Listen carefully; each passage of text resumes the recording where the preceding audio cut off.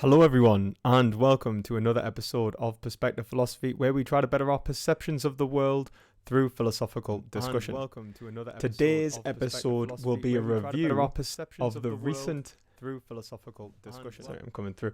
Recent Earthling Ed and Brown University student debate. This will be quite a philosophical review, so I'm not going to be critiquing Earthling Ed's medium, like his ability to give a message, because I would have no bearing on that. Like he gives a message far better than I can, and I think I've got a lot to learn from Ed. But I think that I could help Ed when it comes to philosophy and how to approach philosophical arguments. So without further ado, let's get into it.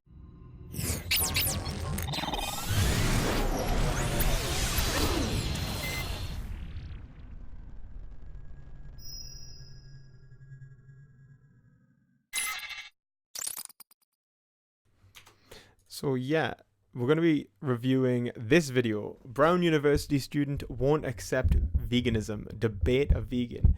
It was recently requested that I reviewed this debate in particular by one of my viewers. Left a comment on my last stream. So if you guys do want to see me do particular debate reviews, any video in particular, just let us know, and I will endeavour to, fulfill that promise.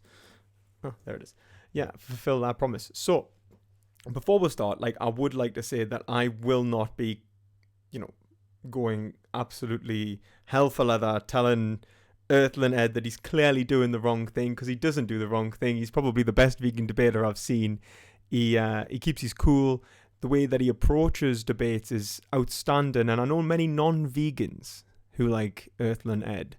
I think even Shadow Starshine is who, I did a video with before, and who's a prominent non-vegan in the YouTube community. He even said that he likes Earthling Ed. So it's clear that he manages to get a message through to people who don't usually want to hear it. So I'm not going to be sat here slagging off Earthling Ed, because he's a great guy. That being said, from what I saw... sorry guys. From what I saw of this video, because I haven't watched it all the way through, he's debating a contractarian. So he's debating someone who argues for a social contract. I haven't really, as I say, I haven't really sat and watched all of it, but that's what I've gotten so far. So we're going to go through it point by point, and we're going to evaluate whether he approaches the philosophical arguments with, good philosophical rigor, logical and rational arguments in contrast, we'll say. Anyone else want a conversation? Me. Welcome. Yeah. Hi, I'm Ed. What? Ed. Ed. Yeah. Bradley. Nice. Just to double check, guys, can you hear us okay? Because last time there was some issues with the stream. You just let us know. To meet you, Bradley. Please take a seat. Are we still good to go? So Bradley, I'm here at Brown University, and I have a tablecloth that says, "Can you justify not being vegan?" And so I was wondering, what justifications can you think of, or do you use, that justify not being vegan? Well, okay, so I think it's any argument you put for the morality of any action. Yeah.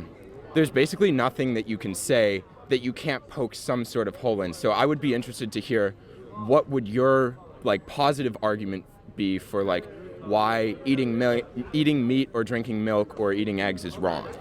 Yeah, it seems like a lot of not only moral skeptics can do this, but just people in general, they like to posit that veganism is the positive stance. I would hold the inverse, meat eating is the positive stance, because you are justifying an authoritarian stance over another being. And because of that, your action is what you must justify. A vegan is actually just questioning whether your behaviors are justified in the first place.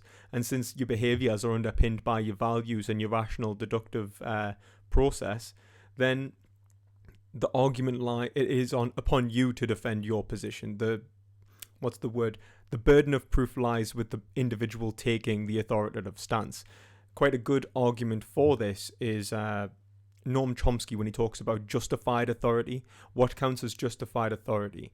You know, when we're taking an authoritative stance over a child who's about to put a fork in a plug socket, we can understand the authority is justified. However, if we take an authoritative stance over other individuals, let's say we say you're not allowed to vote for the party that you wish to vote for, that would seem to be unjustified. It's upon the individual who's taking the action to prevent another individual or action upon another individual, you know, to justify their authority. And I would hold that stance. That being said, I think for the courtesy of the argument, I probably would just give a positive account. I think it comes down to an issue of necessity. And so in times of necessity, we can justify an action that could cause harm to someone else. And so let's take an example of a human situation. And so there was a plane crash in the Andes, I think in the 1970s. And the survivors of the plane crash survived and lived to tell the tale because they cannibalized on the dead flesh or the flesh of the other dead passengers. Yeah. And so in that moment, we'd argue that cannibalism became a morally justifiable act. Mm-hmm. And so likewise, if we had to consume an animal product to live, that could become a morally justifiable act. But in a contemporary society, especially in the US, where we have an abundance of alternatives, where we can get all the protein, calcium, iron that we need from plants, it then becomes that there is a lack of necessity. And therefore, a lack of necessity means that it's impossible to morally justify the action because the action contains a victim. And so there's the ethical side of it, the moral consideration to animals. There's also the environmental aspect and the fact that raising and consuming animals is devastating for our environment in so many different ways. And so that's why I've pose this question, because I believe that the logical and moral emphasis lies on the side of vegan, but I think that most of us go through life without ever having to justify not being vegan. And because we've never justified it, we've never thought about it or be held accountable for those decisions. Yeah, so I think that's actually a really good point. Like, what he's doing there is he's showing that there is an implicit ideology running through us all, and people like to think of, you know, normal stances as not ideological. They're just norms. But everything's ideological, right? Everything is, you know, in the words of Foucault, power is everywhere. It creates domains of objects and rituals of truth. Like, power is within everything we do. Like, whether it's, you know, whatever ideological stance we actually support, whether it's veganism or non-veganism. There is no, you know, outside abstract, you know, reality where we don't hold a position on anything and we just behave. No, we hold positions so long as we are behaving. And I think another good point that he made was about what is possible and practicable. So that's in the vegan society definition. So you'd actually still be vegan if you were, you know, eating, you know, even another human to survive if your plane crashed in the Andes, because, you know, ought implies can. If the ethical structure of the situation has broken down into a state of like survival or war, then you can't expect people to act ethically. That being said, there is more to be said on that matter. Like, if we're talking about pure philosophically, like, how would we approach, you know, something in which, you know, you and your son or daughter or whatever are stranded on a desert island? Do you murder them or do you kill yourself if necessary? And can self-sacrifice ever be a moral obligation in all of this? I mean, this isn't something I would ever speak about in a debate, but it's definitely more complex than what we give it credit. I wouldn't say that ethics should be able to demand self-sacrifice, although I can see it as being an ethical alternative to another action one would take. So, you know, like there was a guy who, you know, died in war saving, you know, hundreds of civilians or something like that. There was nothing that obligated him to take that action, but at the same time, by taking that action, he did do something heroic, and that's why I would say it would be virtuous, not necessarily ethical. So there's a distinction to be made there. Okay, so I understand your argument. So one way that I would justify it, I think, is if you look at where should our morality actually come from, and so you're basing your argument on the fact that animals can even be victims. So one possible argument you can say is that the basis for morality itself is that you need morality to create a system in which rational beings can live together, right? So sounds very This is why I said contractarian. This is about where I got up to. This idea of we are all egoists and we need to work together to prevent each other from murdering each other. Moral laws should be something that make life in our society better for everyone. Relieve the state of war, in the words of Thomas Hobbes. Right? So Yeah. so this is kind of a lot of this argument is not my own thought.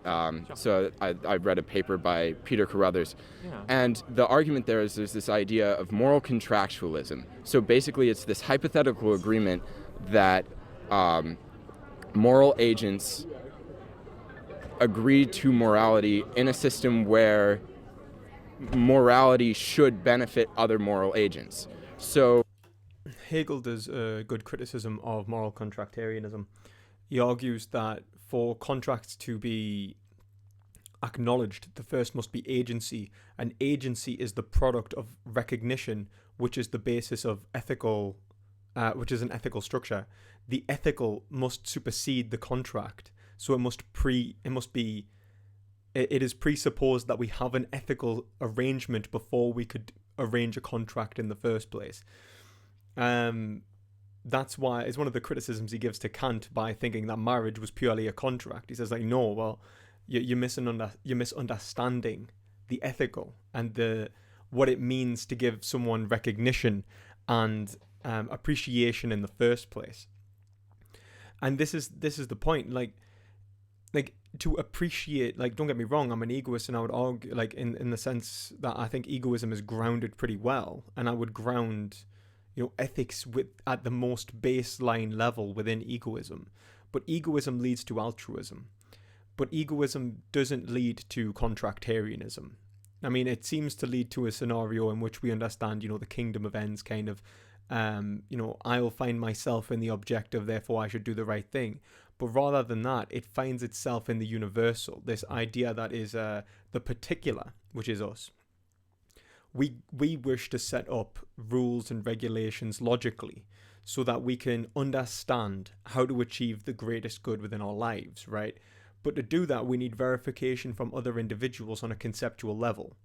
Linguistically, we set up a language, and that language requires ethical participation, equal participation for the recognition of the world. Because if we don't recognize another individual as our equal, then we have a greater control over the conceptualization of objects within the world. We control the rules and regulations, and so we can't really be bound to them. And if we can't be bound to them, then good, bad, right, or wrong is malleable to our understanding of it, right?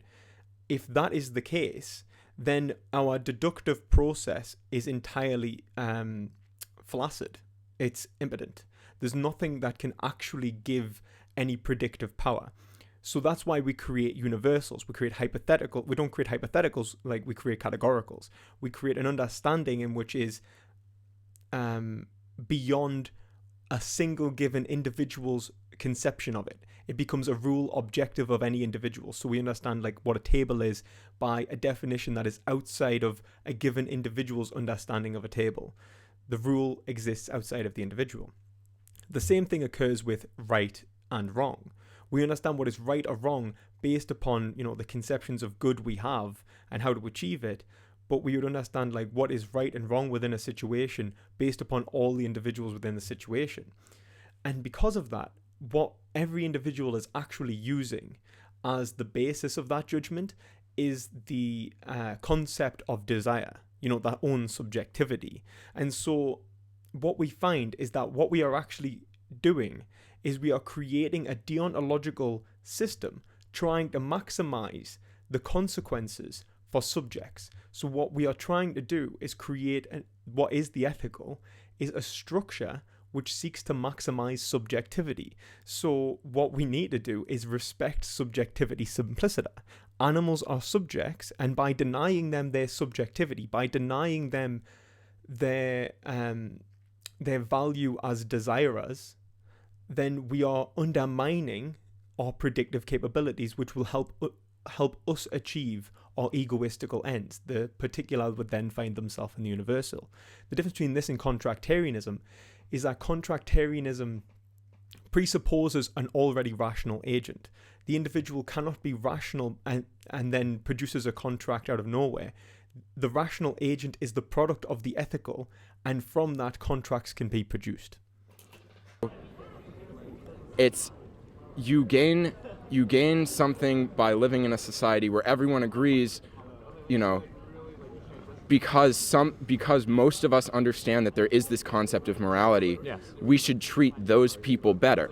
But since animals have no ability to act morally, then there's no real incentive for humans to treat animals. I hope that I just answered that. Like, it's a rational, deductive argument. So you're not basing it off, how do I feel right now on a hypothetical, because then you would be undermining the logical process which would help you achieve your action. Instead, you are understanding the basis of the rational deduction that is actually you're trying to maximize in the first place. The universal, the particular you, are bound to the universal concept of what you're actually trying to achieve, which is that which is most desirable. And that can only be determined through a language game which objectifies desire. So, yeah, like, it's a misunderstanding of, like, where he's already understood that you are a rational agent trying to perceive an end, but you don't have the end yet. When you assume the end, then you're already in for a hell of a time, because the end that you achieve mightn't be the end that you actually want. Like, think of it as a drug addict. A drug addict might really want to take drugs, but they're not actually achieving the end which they should be achieving. This means that people can be mistaken about what they actually want or what they should want. Like, it opens up a whole new level of moral inquiry and what we call second order desires, where we can desire to want something other than what we want implicitly. We aren't controlled by our whims or urges, and this is where our freedom comes from. So, yeah, like, I think he misunderstands. Like, it doesn't, like, we don't need some perverse incentive to care about animals. We care about animals because we innately desire the ethical, and it is the ethical which gives us our freedom and frees us from, the inherent the individualism, which actually undermines our individualism. It undermines our freedom.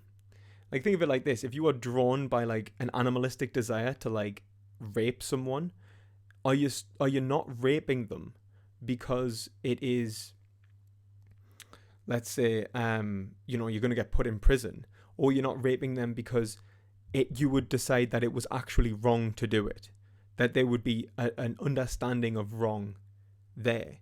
And that's because when you see something as wrong, you're actually considering what Levinas calls the we, in which you understand a collection of individuals as part of the universal in which you are actually trying to achieve. Better. But if we take, so let's take an example of rats, only unfortunately because they've been studied the most in terms of many tests. And so one of the things that they've seen in animal testing for rats is that rats will share food.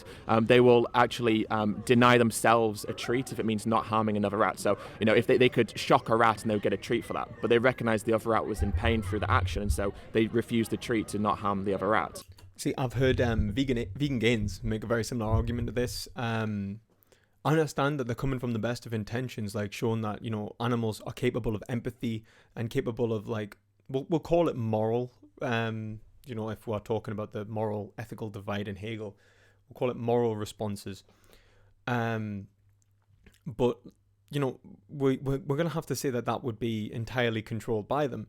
And would that mean that a carnivorous animal doesn't have moral consideration?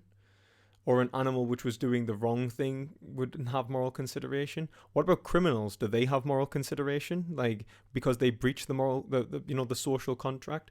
There's a lot of things that, like, supersede social contracts that aren't answered by this understanding of contractarianism. And this is the kind of thinking that was perpetrated by people like Thomas Hobbes, who was around the time of in the birth of capitalism. It was quite an unstable environment, but he also thought human nature was innately bad, right? So, like, pointing towards like a moral thinking anyway within animals, like, is unnecessary. A moral nature. Like, all that mattered for Thomas Hobbes was reason. It didn't matter about the goodness of the animal and what their desires actually were, because you could be a horrible bastard, really, but Thomas Hobbes would say you should still try and sign the social contract because it's in your best interest. So it was reason that like supersedes the moral senses. On the other hand, it is quite nice that he brings this up, because animals do feel empathy, and it's nice to talk about, and that there is like this ethical empathetical response within an animal. But I guess my real qualm with this is that, let's say we were to become truly ethical individuals who managed to relieve the struggle between the ego and the struggle between the individual, like the subject, and themselves.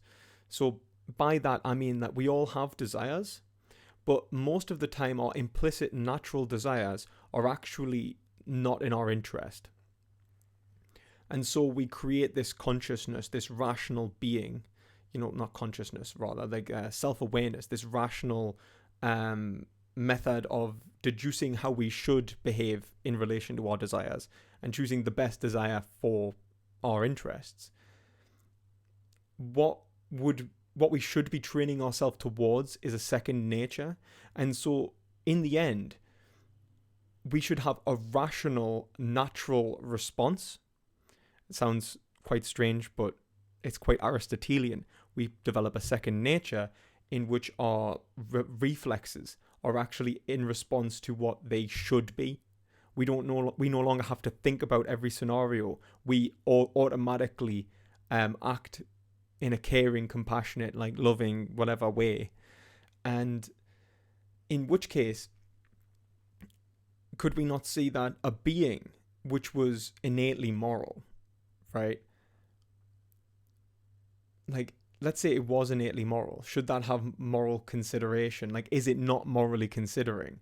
Well, yes, it is. And that's the kind of the good thing about bringing this up. It is a nice thing to bring up, and humans may one day wish to achieve this moral nature. But when it comes to contractarianism, it's already presupposed that this is impossible.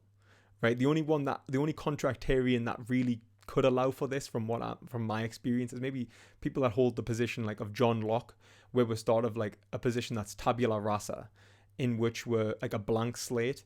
But people like Rousseau, who already think when good by nature, well, if the animal's good by nature, well, great, it should have moral consideration. If the humans are bad by nature, in the words of Hobbes, then they should be joining the social contract. It's just that social contract itself, it's a terrible idea. It's an absolutely terrible idea. It doesn't solve anything, and if anything, it allows power to permeate through individuals in a much greater way, in which we say that, we do everything to achieve the ends of our own egoistical, perverse desires, which means that all we should try and achieve is power within an institutional format. So I should sign the social contract and then aim to become king or emperor. And so we would define that as being a moral action. And so I think that part of the issue when you look at this is we apply a very human-centric idea to what being moral means. But actually the foundation... I know I kind of ploughed through a lot there, and, like, I don't know, like a good third of British empirical philosophy. But... like, I hope it's clear, like, why I'm rejecting social contract. But if any of you do have any questions in relation to my rejection of social contract theory, just let us know.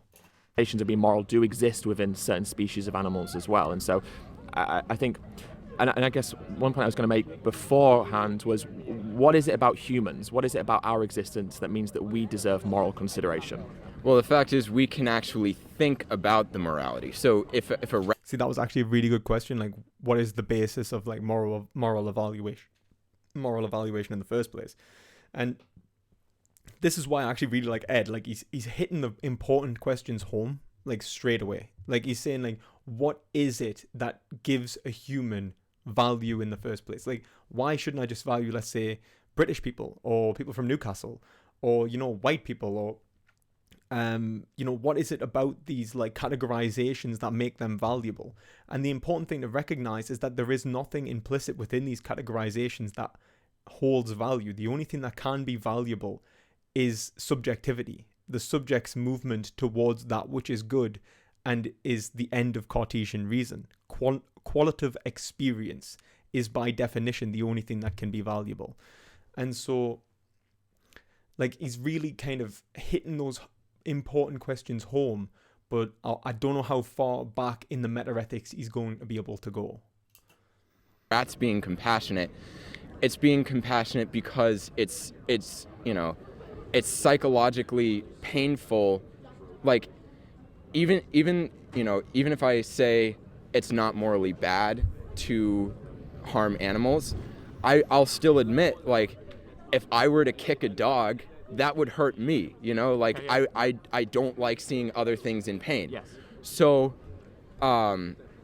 it's that same kind of reaction for rats, but the difference for humans is that we can actually think about it. We can actually think about, okay, you know, if I What I think is funny though is that he's just asked him to think about it, and then he said like, it is my thinking about it that gives me moral value. And it's like, well, no, your thinking about it gives you moral agency, but does it give you moral value? He's asked you the question about where value comes from, not about agency and whether agency itself is valuable. Agency allows you to appreciate values and choose which value you appreciate, but it does not necessarily give you the value to appreciate. That's something that comes far long before agency. Like an animal, like a child can even appreciate like certain music or, you know, when they're pre-linguistic, they're not rational moral agents, but they can appreciate, you know, they can have like taste sensations of food they enjoy. Like babies can have that.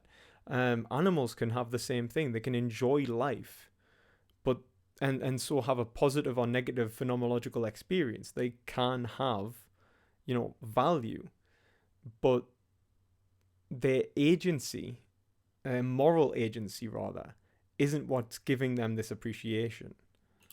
harm another human, right? Not only is that painful for me to watch another human be in pain, Yes. but you know, that also has other consequences on that human's life, and I can think about a larger, you know, rational picture of morality beyond just, you know, the immediate compassion of, oh, someone else is in pain, I don't like that, you know, that's painful for me too.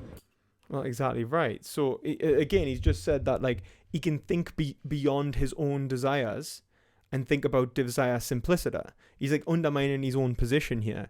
He's saying that like it is that gives him moral agency or moral value. Yet he's saying that it is my desires in the first place that caused me to sign a social contract. Not really. Like, the only thing that gets you to sign a social contract would be your own desires. Like, that's the only thing that can move you. Like, by definition, you cannot have a desire that is not yours. But more than that, like, his appreciation for desiring as a whole, like this understanding of desiring, is what would allow him to appreciate animals as having moral worth, moral value. And so what he's doing here is drawing like an arbitrary line through the desires that he cares about. And he's not explaining why. He's saying like, I desire that which can appreciate desire. No, wait, it's not that. It's I desire that which can recognize recognize other individuals' desires like rationally, that can hold rational categorizations of desire. But that doesn't have any value in itself, does it? Like, imagine you could create like a computer which could be aware of what feels desire. Okay, you could create this computer and it could be aware implicitly of all of the desiring agents within the world, right? Now, how would you respect that computer's desires? It doesn't have any, right? So not only you wouldn't be respecting the category of reason. You'd be respecting the category of desire. So what is it about reason that's separating animals and humans in this scenario? That means that you can't treat animals with kindness and compassion, but you can treat humans with kindness and compassion.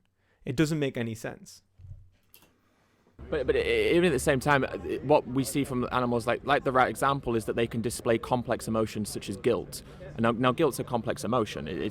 And so I think it's unfair for us not to grant some element of benefit of the doubt to these animals. And it's the purpose of this conversation really would be to define whether or not the suffering of an animal is something that we should be morally considerate of. And it's not.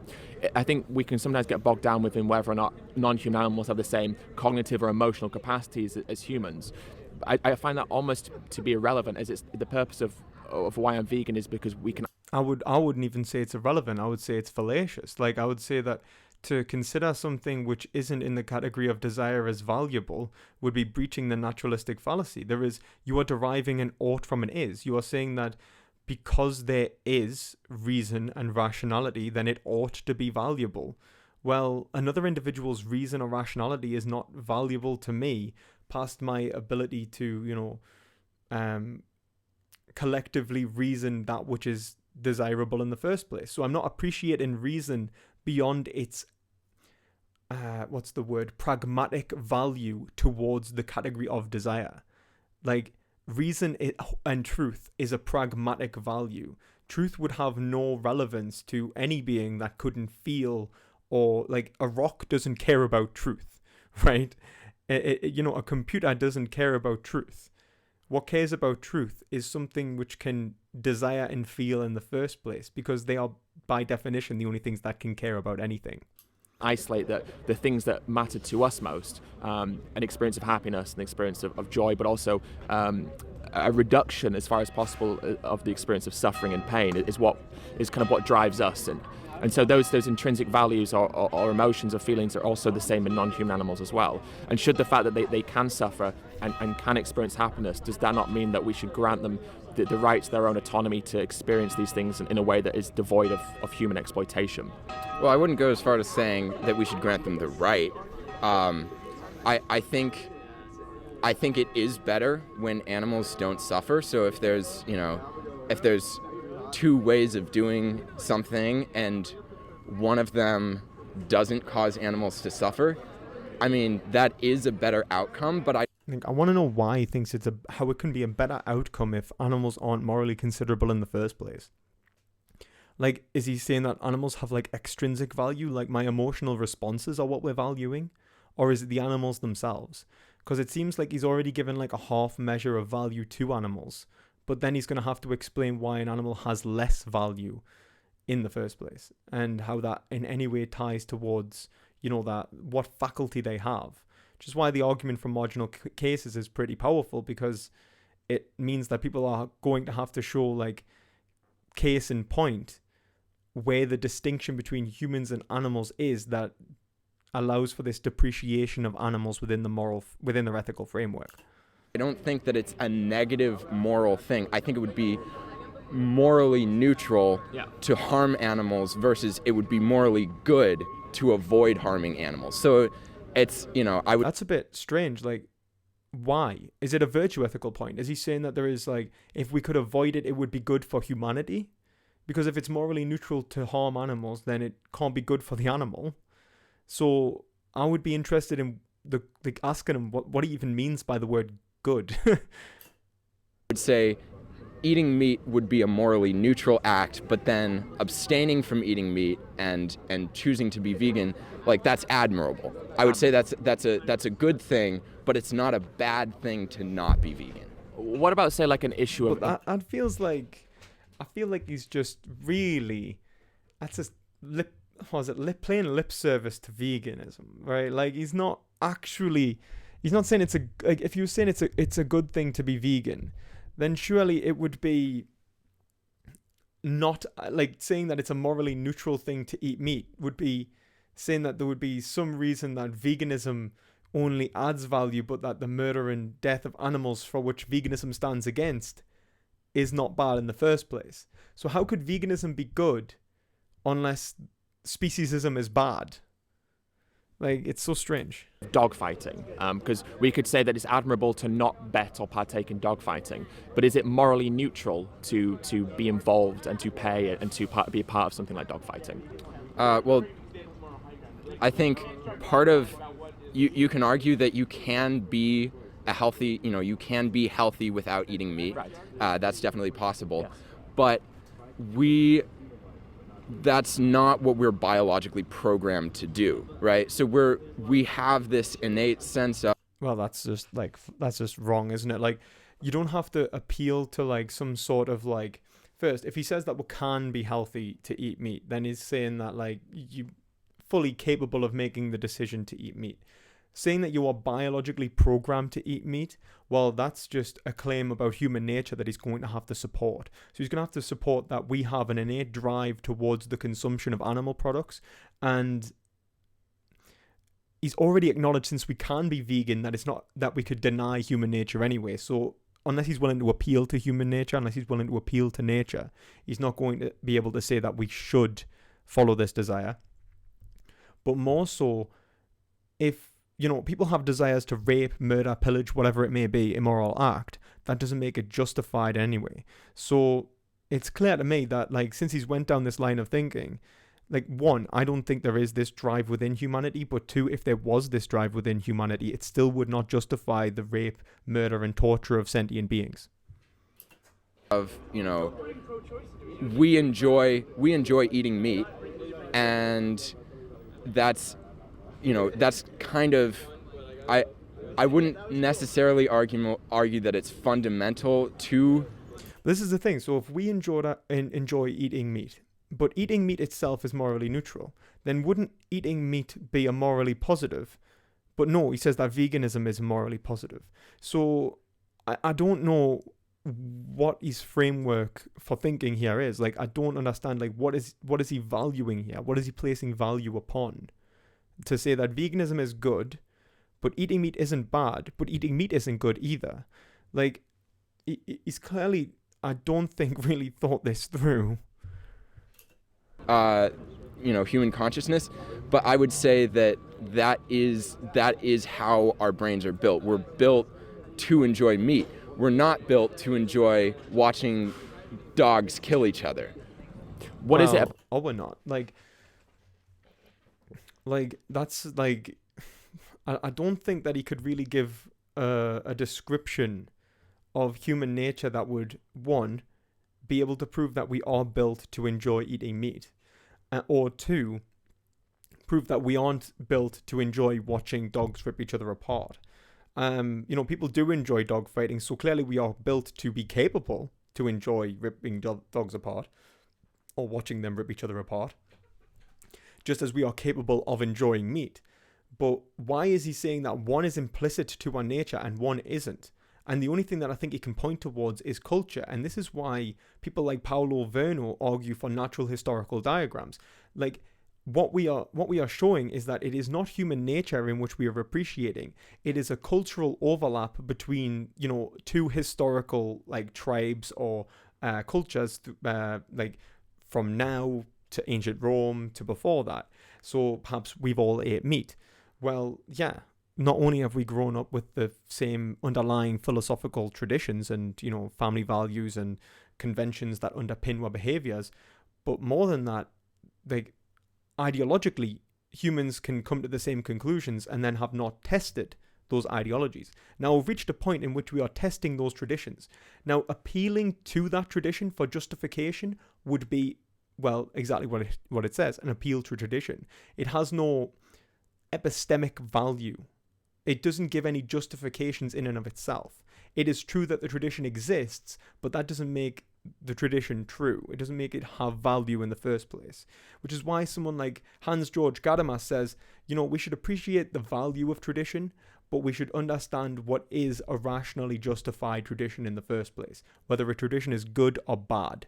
Now, in this case, eating meat is a bad tradition. It's not, he can't prove that it's part of human nature, and he can't prove that, and he has admitted that we can deny it already. So that just makes it a tradition. So in this case of eating meat as a traditional, behavior that humans do, should we continue with this behavior? Now, unless he's willing to, sidestep the dogmatic assertions of saying, you know what, humans do this, therefore they should do this, which would be an appeal to tradition or an appeal to nature, then he's going to have to tell me why eating meat is morally justified, and he hasn't done that. About our biological makeup of our brain that means that we are hardwired programmed to consume animals. I mean, we are omnivores. There's the... No, well, what you'd be saying is that we are capable of being omnivorous. Saying that we are omnivores implies that we must be omnivorous. Like, at first, an omnivore really is an opportunistic animal. So saying that we've evolved to eat both plants and animals would only show that we're capable of doing either. But it's not even a good categorization. I remember watching a while ago a guy called... actually, I can't remember his name. But he argues that we are actually croctivorous, or croctivores. We eat cooked food, and we've been doing that for around 100,000 years.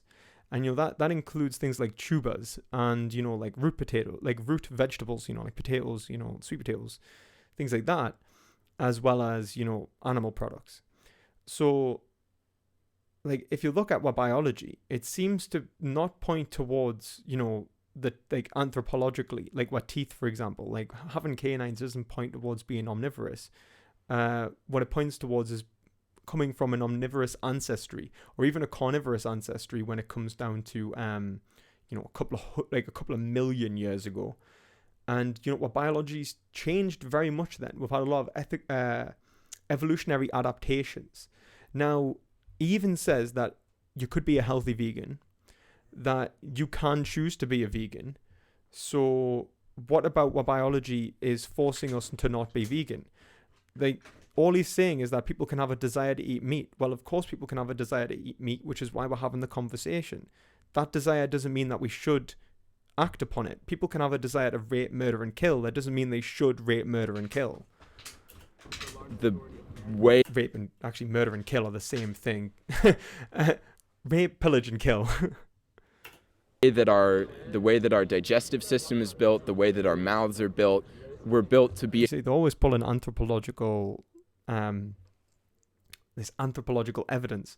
Yet there are vegan anthropologists saying, actually a lot of what evolution points towards eating, tubers. And there's, clearly like evidence of us eating like even up to 100 grams of fiber a day from feces, like fossilized feces from like prehistoric times. So clearly we were eating a lot of plants and we have been dependent upon plants in our evolutionary, cycle. But like anthropology really should take a back seat to what is medicine, what is nutritional science now. If we know that, eating a plant-based diet is not only healthy, but can reverse certain diseases and even maybe reduce our chances of, let's say, all-cause mortality by 14%, and that eating certain foods is clearly healthier for us, then we should do that. Like that's evidence towards in the contrary to any anthropological evidence that we once were this way. So why would our evolutionary past even give any information on how we should behave now and eat now into the country of nutritional science? Like, I think Dr. William C. Roberts, who's a cardiologist, he says that there are two types of cardiologists: those who are vegan and those who haven't seen the data. So like, this is the level of just ignorance that is being perpetrated, in which we are denying like medical knowledge and medical like information in order to, support an implicit ideological stance. It has less to do with the pursuit of truth and more to do with defending the position we entered the argument in with the first place. Able to both consume plants and animals. Whereas, some animals are built to only consume plants, some animals are built to only consume meat. Right. So So let's say some people believe that we're herbivores. I find that argument. I'm not interested in the subtleties of where we lie on that spectrum. But let's say we're definitively omnivores. As we've already acknowledged, we can live without consuming animal products. Yeah. And so the argument we're then making is an appeal to nature fallacy, but also falls in line with the idea of somewhat of a might makes right, in the ability that because we can physically do something, we're then somehow justified to do that thing. That's a good way to put it. That was nice. Well done, Ed. But do we argue that like might makes right, or it's kind of a good way to justify our actions? I wouldn't say that might makes right.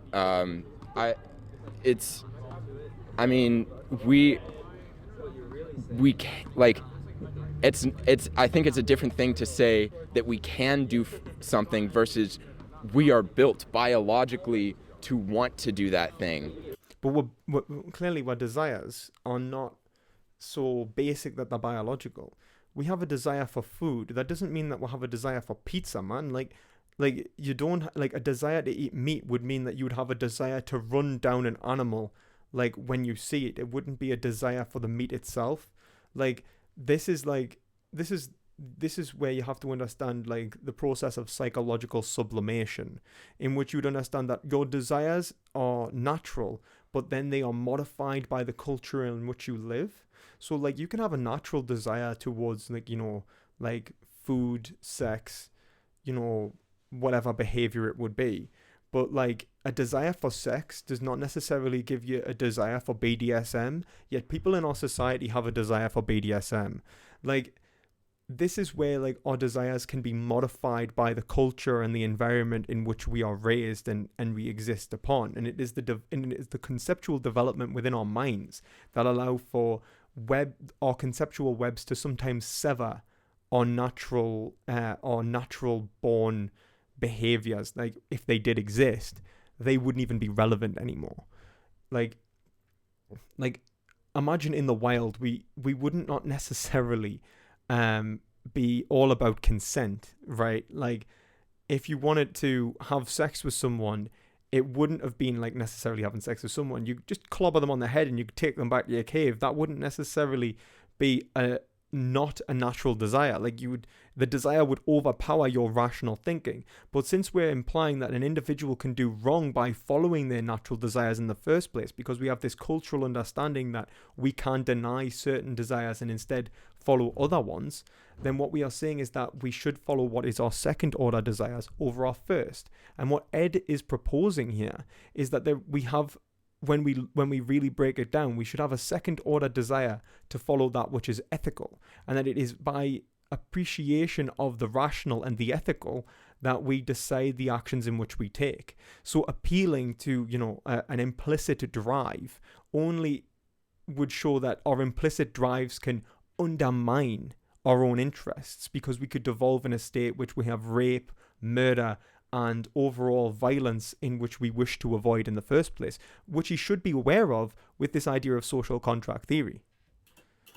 But so, okay, let's say we're not built biologically to want to kill animals. None of us go about our day wanting to kill the animal. But so at the same time, the reason that we probably go to McDonald's or consume any animal product that we do is partly cultural, partly how we're raised, and also, I guess, habitual as well. And so because we've done this throughout our whole lives... It's actually a really great point by Ed there, by bringing up habit. And this is, like, habit is really, like, Aristotle says this in the Nicomachean Ethics. He actually quotes someone else. It's like a poem. And it says, an action is just... Character is just a long action, friend, which becomes our nature in the end. Like, it is our actions day to day which form our habits, which construct our characters, which construct how we will behave in any given scenario. It's not a natural scenario. It's what he calls second nature. It's our habits that determine how we will respond to certain, stimuli. A good example of this is martial arts. People can train their reflexes to be an implicit response, like an innate response that is far more complex than their base natural response, which might be fight, lash out, flight, which is run away, which is, maybe cower, or freeze, which is just get hit in the face. But instead, martial artists can train their responses to be far more complex and express a rational desire. And this is why our nature is clearly malleable. I don't know how old you are. I'm 24, but I went vegan at 20. So Haha, me and Ed are the same age. up until that point, I'd always eaten these products. And so I could say, well, my brain is kind of naturally hardwired to do this. But I would make the argument that it was a cultural form of conditioning, so to speak, that it's something I'd always done. You go to India, where like 40% are vegetarian, they're going to tell you that, they'll say their brains are not hardwired to eat meat because culturally, habitually, and socially, they never have. And so Like pulling it to the brain as well is actually quite an interesting point, because what we have to recognize is brain plasticity, the ability for your brain to actually change its fundamental format is pretty amazing. We can totally rewire our brain, I think it is, in like 60 days, depending upon the actions in which we take. They represent the neurological development of what it is called dendritic spines, these neurological pathways within my brain reflect how we think and behave day to day, not necessarily, what we are born with. do you think that kind of intrinsic desire is more of a cultural situation rather than an intrinsically natural one? I guess you can always find examples of cultures that didn't have some practice, but I think as far as meat, But then that's like, imagine if you can find a culture that doesn't practice eating meat, then how is it a human nature? Like, it's a cultural behavior. you obviously gave a few exceptions, but I think the general rule is Yes. most people in most places do eat meat. Yes. And there's outliers like India, Yes. Yeah. but Yeah. I would say still that doesn't prevent the general rule from being humans are built as omnivores. And so, do you think that the general rule? Can you give evidence for humans being built as omnivores? And not only that, we should maintain eating a omnivorous diet, and that we cannot have, a happy, healthy vegan life. Like, if we can have a happy, healthy vegan life, then we should we not? Should define what we deem to be acceptable moving forward. I mean, I'm saying if we think historically, what was the general rule historically would not necessarily be considered as being justifiable today. And so do you think that the part of the reason we feel this way is because we're still stuck in the paradigm of today, and so we lack somewhat of a self-reflection to say, well, actually this is something we should assess because, well, we're part of that. It's almost like a bandwagon effect, I guess it would be called like a false consensus bias, the idea that because everyone around us is doing it, that somehow makes it acceptable. But with historical context, that isn't always the case. I mean, you could always even pull it into what Heidegger would say was the idle talk. Like there's, they used to speak, back in the time of slavery about how, slaves were actually, less capable and less cognitive, and actually they were built to be slaves. It was natural for them. It was a natural behavior to be subservient, to be subordinate, and that there was a part of their brain that was larger that meant they should be taking orders. How ridiculous. I mean, the science was pseudoscience in the first place. But this is, it just shows you the power that ideology can have, in which we do have these like false consensus, in which we justify, the status quo with some sort of, underlying assumption. Like, it has no justification beyond the dogmatic assertion within conversation. It's like my mate down the pub told me that, black people are less cognitive than white people, therefore they should be slaves. Well, that doesn't justify, black people being slaves, does it?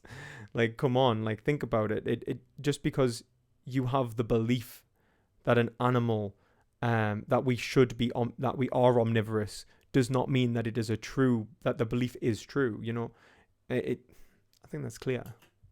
I would say, I would say, like, in any historical situation of injustice, I would also say that it's hard for me to go all the way to saying, like, it isn't a negative to be a part of a historical injustice if that was the norm for the time. But I think it's definitely more of that. Yeah, but the beautiful thing about veganism is that this is a contrary norm to the norm of meat eating. I would be the first to say that the ancient Christians could not be held morally culpable for slavery because they could not have known different. They lacked the conceptual awareness of the injustice that was occurring. They didn't see people, and they didn't see morality and ethics in the way that we see it, and they would be incapable of doing so without a hell of a lot of logical and rational progression upon the concepts in which they held, because they were like a pretty basic society, especially when it comes to ethical academia.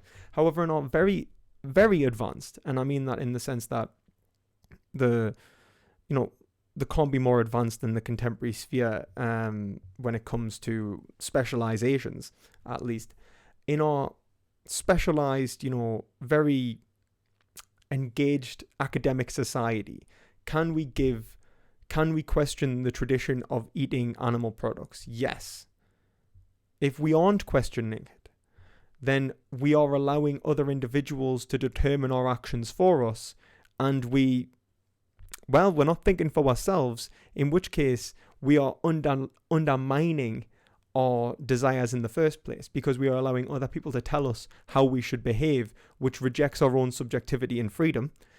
And if we do question it, and we come to the conclusion that it is wrong, then to revert back to this other behavior would be to undermine the rationality which is giving us our freedom and choosing to act against our own desires in the first place.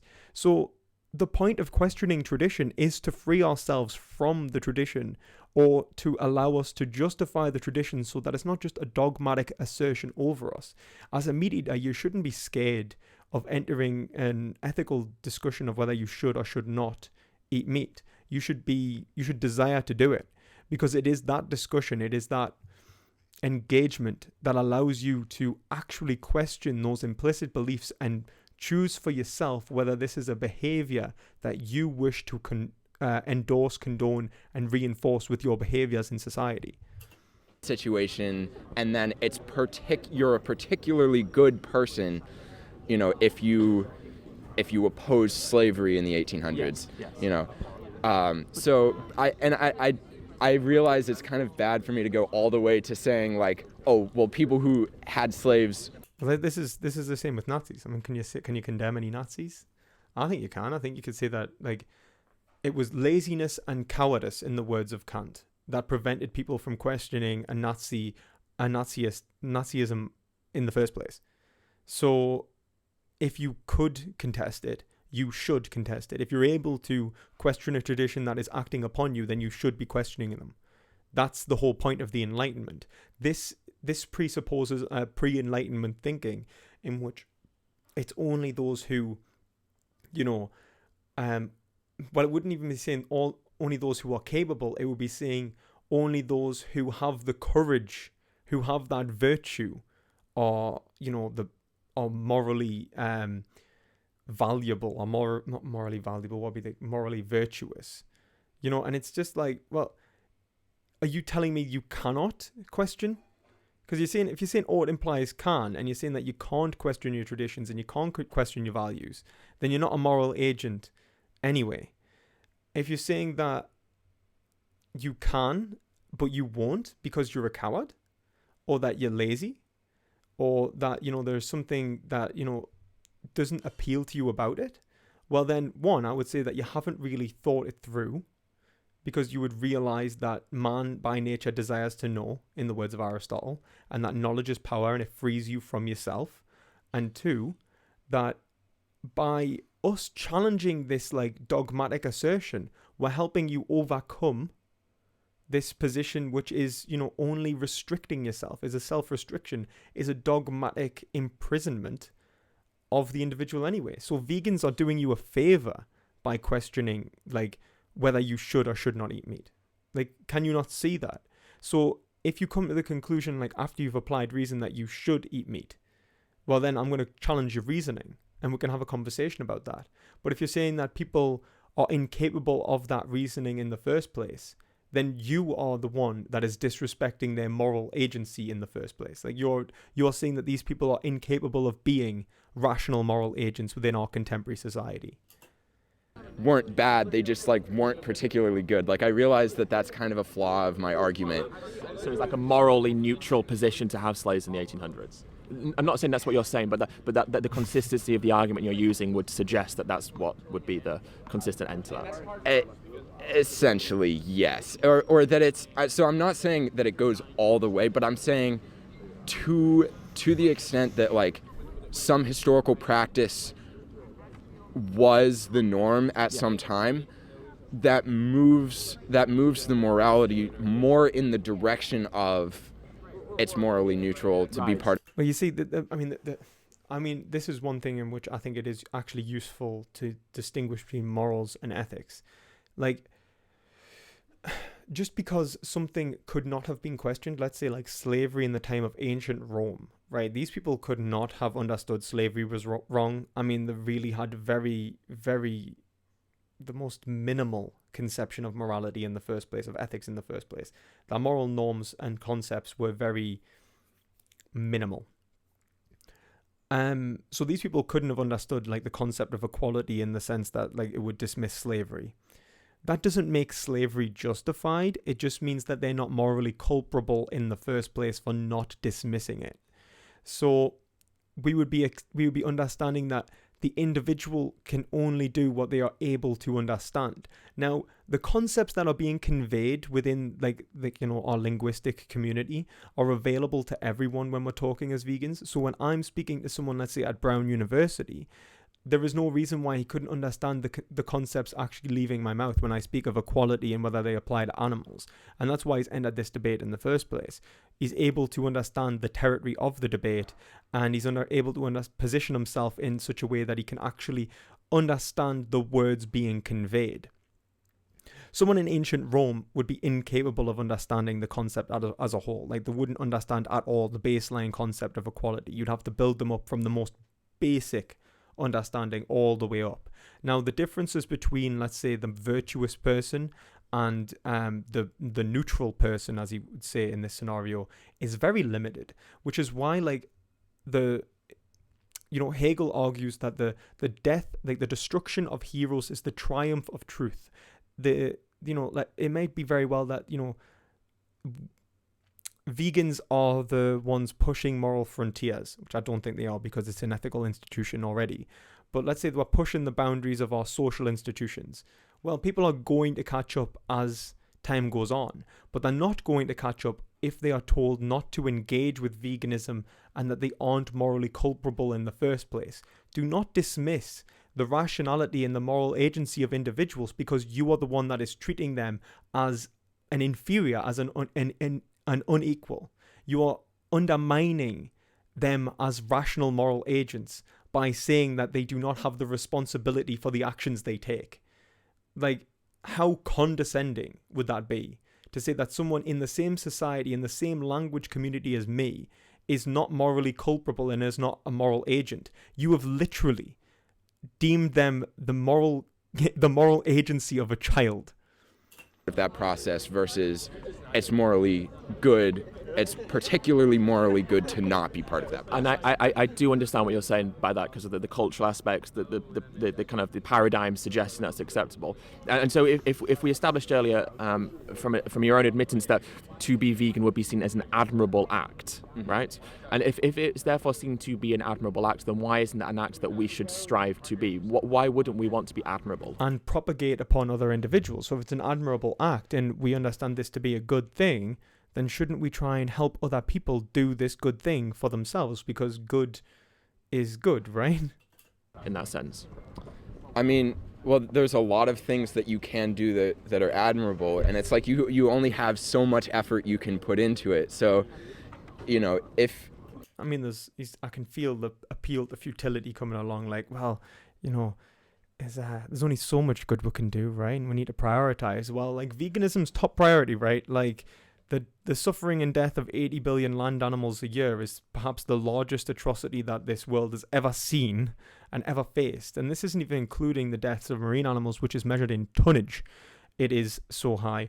So if we are talking about the violation of the category of desire, then we are living in perhaps one of the most morally just desolate dystopian times ever. If you're, you can do all kinds of morally admirable things. You can donate lots of money, and I don't think you can say that like someone who's, a philanthropist who gives like 90% of their money away to charity or something, but who also happens to eat meat. But why can't they give 90% of their money away and be vegan, right? Like, it's not like you can't do both. Like, this isn't like this is almost like a tu quo q fallacy, almost like where you're criticizing a criticism with like a criticism. It's like you're saying like you could do something else. Well, why can't you do both? Is there something that about eating meat that stops you from giving your money away? like that not eating meat stops you from giving your money away? Like, and if anything, is not the ethical appreciation of others what we are positing here? And so if we are trying to, act in a moral and a good way, in an ethical way, then shouldn't we try and strive to the limits of our behaviors, because it is those limits that are freeing us from ourselves. And don't get me wrong, we all make mistakes and we all struggle at times, but no one's saying that you can't mess up. All we're saying is that you should be trying the hardest you genuinely can. Like, it's hard for me to say like, oh, that's a bad person because they did this one thing that's wrong. So it's good to at least like choose a set of things that it's like, well, I can at least do this, and these things are morally admirable. And so, I would say veganism is one of those, but I don't think you necessarily like that it necessarily negates all of the other good stuff that you're doing if you're not a vegan. I think that's a valid point in the sense of there are so many aspects of our life we need to. Yeah, but nobody said that it contradicts all the other good you're doing. Like, it just means like, for example, Hitler loved his mom, right? Apparently, famously, like Hitler really loved his mother. Now we could understand that as being like somewhat admirable, to care and have compassion for your mother. Him killing the Jews doesn't undermine the fact that he loved his mother. But him loving his mother certainly doesn't justify him killing Jews, right? Starting World War II and, leading to the deaths of millions of Russians, British and Americans and French within an awful scenario. Yeah, like what's the point? Like, yeah, like bad people can do good things and good people can do bad things. And a human action is what we are judging. We're not judging just human character as a whole, like who is morally superior than who. What kind of primitive thinking is that? Consider it, but I don't think, and somewhat egoistical actually. Like, it's almost as if morality means then to be better than someone else, not to be a better person. I think Alan Watts says this best when he says like, someone says like, oh, we're always trying to one up each other, and they say like, how can I stop doing that? And he says, well, why do you want to know? Like, and he says like, well, how can I be better? And he says, well, the reason you aren't better, the reason you want to be better is the reason you aren't. So if you are wanting to be better because you want to be better than someone else, then what you should consider is that being better than someone else isn't better. But being better is being a good person and treating everyone with the best, acting with the best intentions and towards the best consequences you can. But I also think it almost creates some sort of a defeatist attitude where we overwhelm ourselves with the abundance of things that we could change as individuals, but also as a society. And we say, well, then I'm going to push this aside. But intrinsically, what we consume 3 times a day is one of the biggest habits that we have. And so, and also situations of injustice. That's quite a virtue ethical point to make as well. Like, it is such a prominent factor in our lives. Like, it's not as if, for example, comparing it to something like, buying clothes. Most people don't buy clothes, like, for example, 3 times a day, and so contribute to, let's say, child labor or whatever. But we do eat 3 times a day, and changing our, most prevalent behaviors will have a greatest impact upon our actions within the world, because it, essentially, we are propagating the most suffering by perpetually supporting an industry which is so horrific and unjustified. justice are not mutually exclusive, and we do have it in our ability to care about human issues, and that could be homelessness, or it could be poverty in the third world, whatever it is. But at the same time, 3 times a day when we're eating, we're just simply eating plants. When it becomes your new habit, it's an unconscious decision, in the same way that going to the cafeteria now and buying a chicken sandwich is an unconscious. I feel like I'm watching Aristotle here. Like, once it's your habit, you don't have to worry about it anymore. Like, you start eating vegan, like, it almost frees your mind to, like, okay, now I eat vegan, now what? Like, what other good can I do? Right? You don't have to constantly, like, struggle, like, what am I doing today? How am I going to eat? Like, blah, blah, blah. It becomes a habit. It becomes habitual. It becomes easy and unconscious. You just do it. And then you can go on and consider about whatever other ethical issues you find valuable or not, like being a supporter of, let's say, rights for, Africans and, other exploited groups within the world. Like, you can do that and be a vegan. They're not mutually exclusive. And by, adopting a vegan lifestyle and habit, you can free your mind to better understand how you can help those individuals in the future anyway. Conscious decision. So it's about changing those habits and routines, and that may take up time at the beginning, but once you've done that, it's no different to now, and then you can focus on becoming more morally admirable in other departments. For me, the problem I see is I don't understand why we wouldn't do it. That's if we have that power and we have that control to do it, and what happens to animals is directly influenced by we as consumers, then that means we can empower ourselves to know that we can change something that we deem to be, even at the best scenario, morally neutral, but I would say to be morally deficit. Well, the fact is, like, with the current economic market, basically just about anything you do is harming someone, right? Like, the clothes we buy, the phones we buy, it's all made by, or I won't say all of it, but the majority of it is made by people in disadvantaged situations, by people who are being taken advantage of by a corporation. Yes. So, Okay, so I have a really good point against this. For one, I think that veganism is the first instance of truly unified ethical consumerism that has went global, where individuals are acting in such a way in which they recognize their ability to reject corporate interests and instead appreciate a moral or ethical categorization, rationalization, and buying habits. So they choose an ethical habit over a corporate, what's the word, an easy one, we'll say. And that undermines the problems of capitalism in the first place, because if we propagate those kind of behaviors, then we will start seeing ethical consumerism far beyond veganism, and we can start seeing that we can approach how we understand ourselves within markets as a collective of consumers rather than just an individual making a single purchase. So that's one way that you could be looking at it. Another way to look at it is obviously how much damage is done. Like, the suffering and death of hundreds of millions of sentient beings a day has got to be number one and what priority. As bad as it seems, you don't buy an iPhone every day, so there's not as much suffering propagated through the production of iPhones as being propagated through the production of animal products.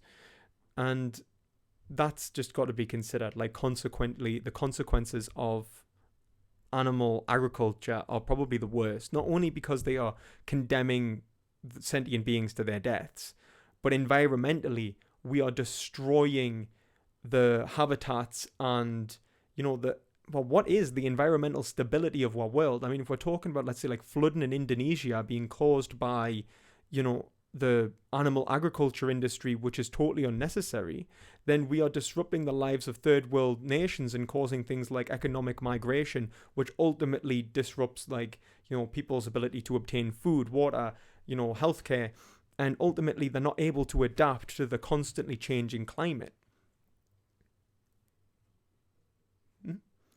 And And then third, I would say that it's about the little behaviors that we can do that will allow us to understand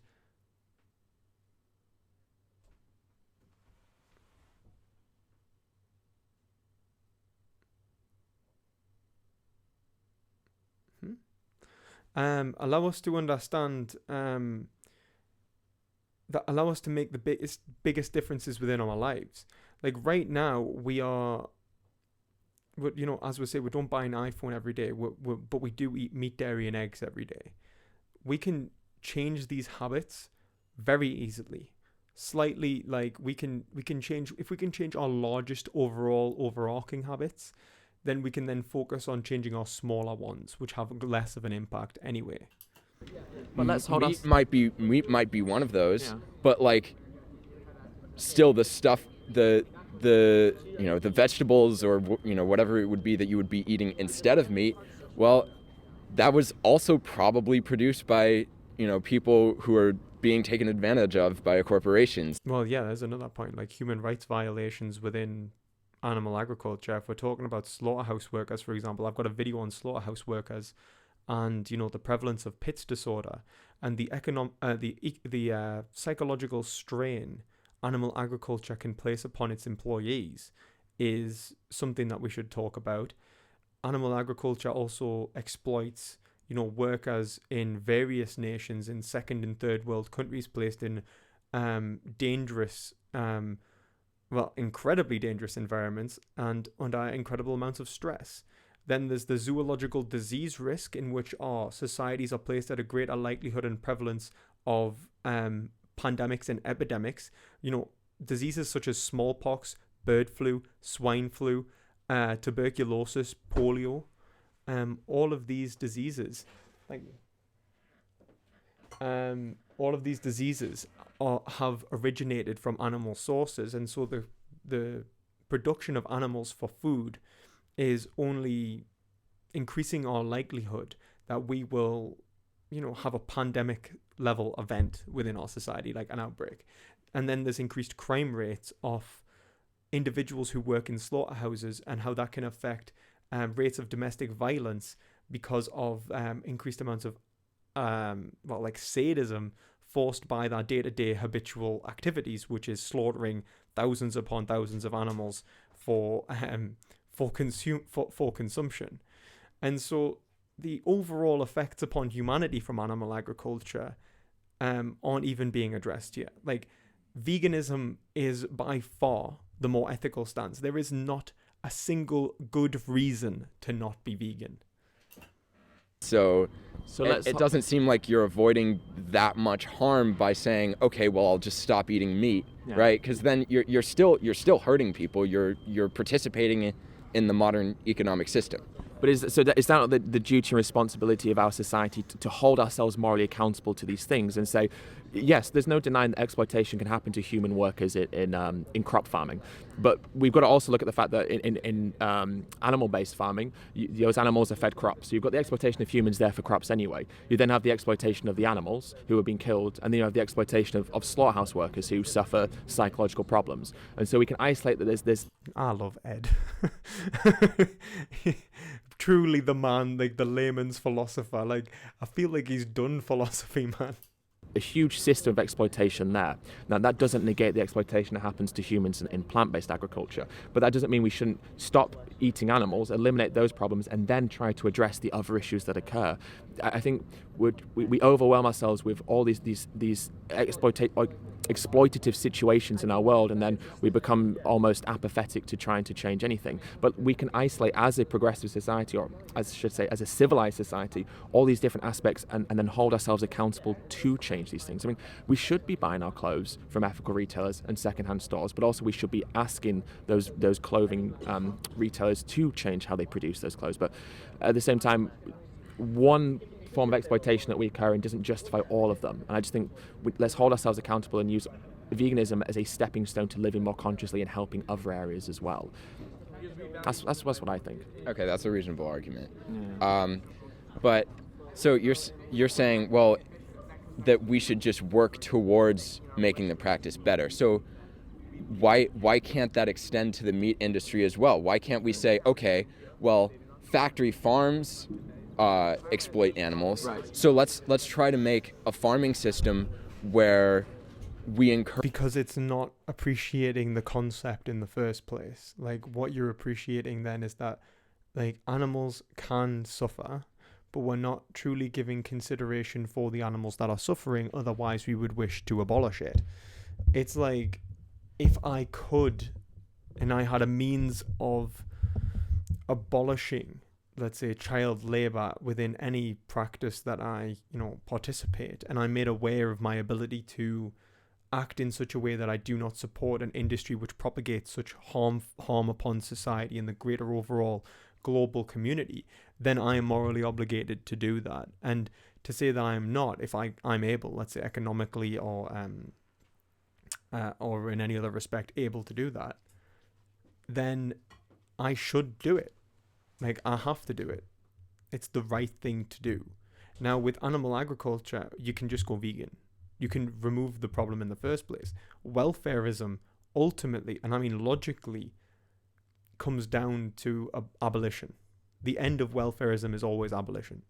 Because if you are considering animals as having moral significance, then if you are considering animals to have moral significance, then you should understand that any exploitation of animals is not morally permissible.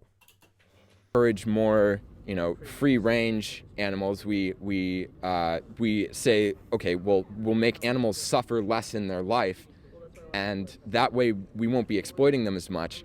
But that doesn't necessarily, we can have a system that doesn't exploit animals, but we would still be able to eat meat and have animal products. So the situations of human exploitation in crop farming or garment production, to improve the standards for the living conditions and the working conditions of these humans is mutually beneficial. Both parties win in that situation.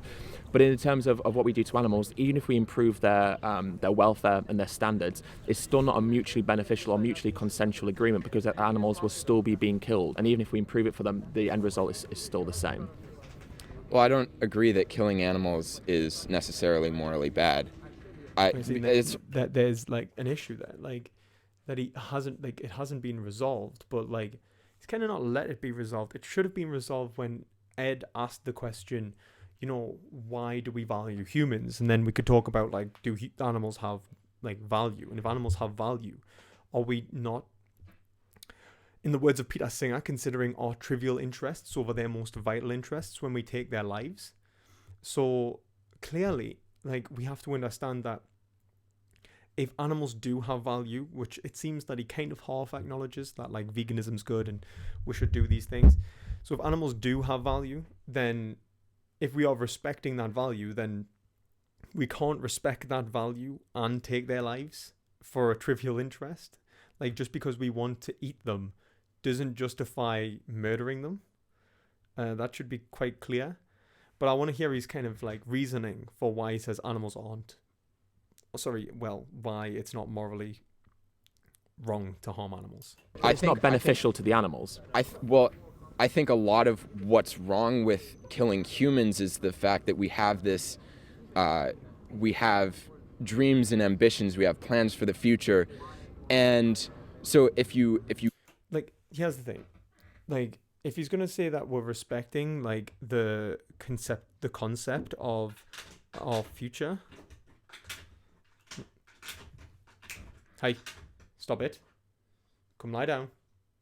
Be a good boy. So that's my dog. Come here. Come on, Charlie.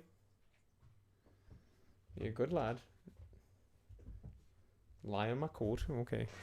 Anyway, are we respecting the concept that individuals have for their future, or are we respecting the understanding of how they will enjoy their future? So it's not about whether we are respecting the ability to conceptualize their future and understand themselves as having dreams and ambitions. It is the fulfillment of what is good for that individual. Let's say we knew that an individual's dreams, let's say we had perfect knowledge, right? And we knew that an individual's dreams and ambitions could never come true. Let's say we don't even need perfect knowledge. Let's say they're logically contradictory, but the other individual doesn't see it. Do we only allow them to live because they have that concept? Well, clearly not, because the concept is invalid anyway. It's flawed. So the concept no longer has any bearing upon reality. So why should we respect it? Another way to look at it as well is, what if somebody conceives of their future being ultimately a negative? So someone with severe depression, let's say they see their future as absolutely abysmal, but their actual experience of like the moment isn't bad. It's only when they have like existential dread towards the future. Should we kill those with existential dread, even if they are going to live like long happy lives, so long as they don't actually consider the overarching future?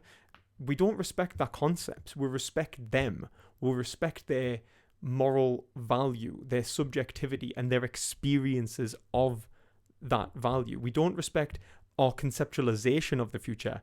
We respect their actualization of their futures as the present. We respect the moments themselves. And this is just a mistake, okay, in rationality, in reasoning, that is implicit, really, that within so many thinkers these days. You kill a human, I would say that what's bad about that is that you're depriving that human of the things that they wanted to do for the rest of their life. Right. So if animals don't have that, then I would say it's not as bad. Again, he's saying that we're depriving them of their desires into the future, not that we are depriving them of their desires. Clearly, animals have an interest in surviving because they will have moments of, maybe sporadic psychological enjoyment, but not psychological continuity. And apparently that is not as valuable as a psychologically continuous desire that it permeates through. Well, that's ridiculous, okay? It might be as valuable to them, like it would benefit them if they could have psychological continuity, but we can't give them that. But it doesn't devalue what is the individual moments of the animal's life, just as how our psychological continuity is actually constructed from individual moments. And it is the appreciation of these individual moments in the first place that ultimately derive the value of the concept. An abstract concept is empty and valueless. It is the moments of reality that have value, the positive and negative phenomenological experience of a being.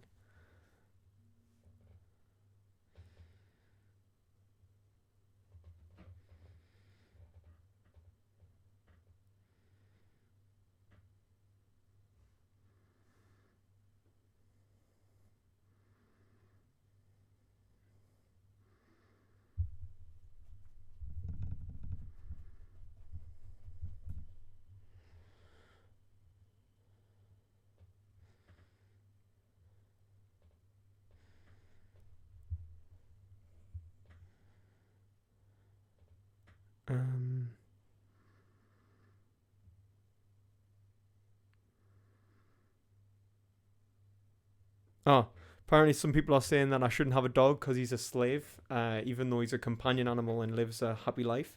It's funny that you're able to understand a dog as a slave, even though like I think you misunderstand what a slave is. I happily debate anyone on that, like thinking maybe like what constitutes slavery. But no, he lives a happy life and a healthy life and ultimately has a positive experience. If he wanted to leave, should I allow him to leave? Well, should you allow your children to put like forks in plug sockets because they want to? No, you're acting upon their interests because they're not rational moral agents. Now, unless you're trying to argue that my dog's actually a rational moral agent and, I should be respecting that moral agency and allowing him to make his own decisions, then explain to me why you're not vegan in the first place. It's not bad to kill them because you're not actually depriving them of, the things that they're going to do for the rest of their life because they don't have plans for the rest of their lives. I would say not as intrinsically complicated as our plans. But we know from having dogs as pets that they look forward to walks. They're excited at the prospect of what they will do in the future. It's a very simple excitement, right? And their aspirations are, of course, very simple, but they still look forward to things. And I would argue that you could use what you're saying there to place humans and their value of life as higher. So if you had a situation between killing a human and killing a cow, you could... don't know if I would agree with Ed there. Like, it depends on what we mean by a dog looking forward. I mean, they can have a desire now for what they want to do now, but I wouldn't say they'd be able to have an aspiration towards a future goal, nor do I think it is relevant to their moral consideration in the first place. We don't respect their desire to one day go on a walk. We respect their desire to want to walk in the first place. The value that walking will bring them. Use the argument you've just made there to justify killing the human, but that's killing the cow. But that's an extreme situation. But the situation that we live in is we have killing the human, killing the cow, or killing neither. And because none of those are a necessity to save the life of the other, killing neither becomes the morally right action, because regardless of whether that cow has aspirations to travel or have a family or whatever it might well be, they still enjoy simple things like grazing and being happy and you know, I'm being maternal because they are matriarchal beings, and so those considerations still warrant us not harming them. Well, okay, so you went to the case of, you know, killing a cow versus killing a human. Well, what about killing 1,000 cows versus killing one human? This is the moral dilemma I have, right? Because like I said to you at the beginning, okay, that if it's a necessity, it can be justified.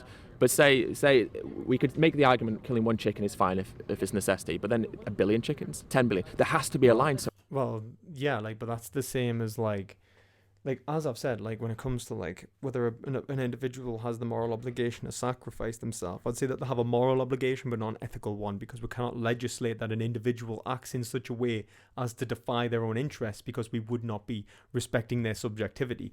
That being said, if you are a rational moral agent, you will recognize that the value being propagated is a negative by your survival, and so if you are being a rational moral agent, you will come to the conclusion that you should sacrifice yourself in the idea that it would be right to do it. But that can only be a virtuous action. It cannot be an ethical obligation. It would be heroic, in other words. And I don't think it can ever be, you know, and I don't think it would be villainy to not act in such a way, because it wouldn't breach the ethical foundations of our behaviors. Yeah. And I think that, like, when we talk about, like, how many chickens should we kill? Well, why not people, right? Like, would you say that someone was wrong for killing everyone in the world to save themselves? Well, we would say, well, that's absolutely morally, abhorrent, rather. Like, it is disgusting, grievous, utterly vile, and we would judge them for that. But we wouldn't judge them for wanting to save themselves. We would judge them for not having the courage to sacrifice themselves for what is the greater good. And that shows that it's not a breach of ethics, but it's a breach of morality. We expect more from individuals and virtuousness from the people of our society. And,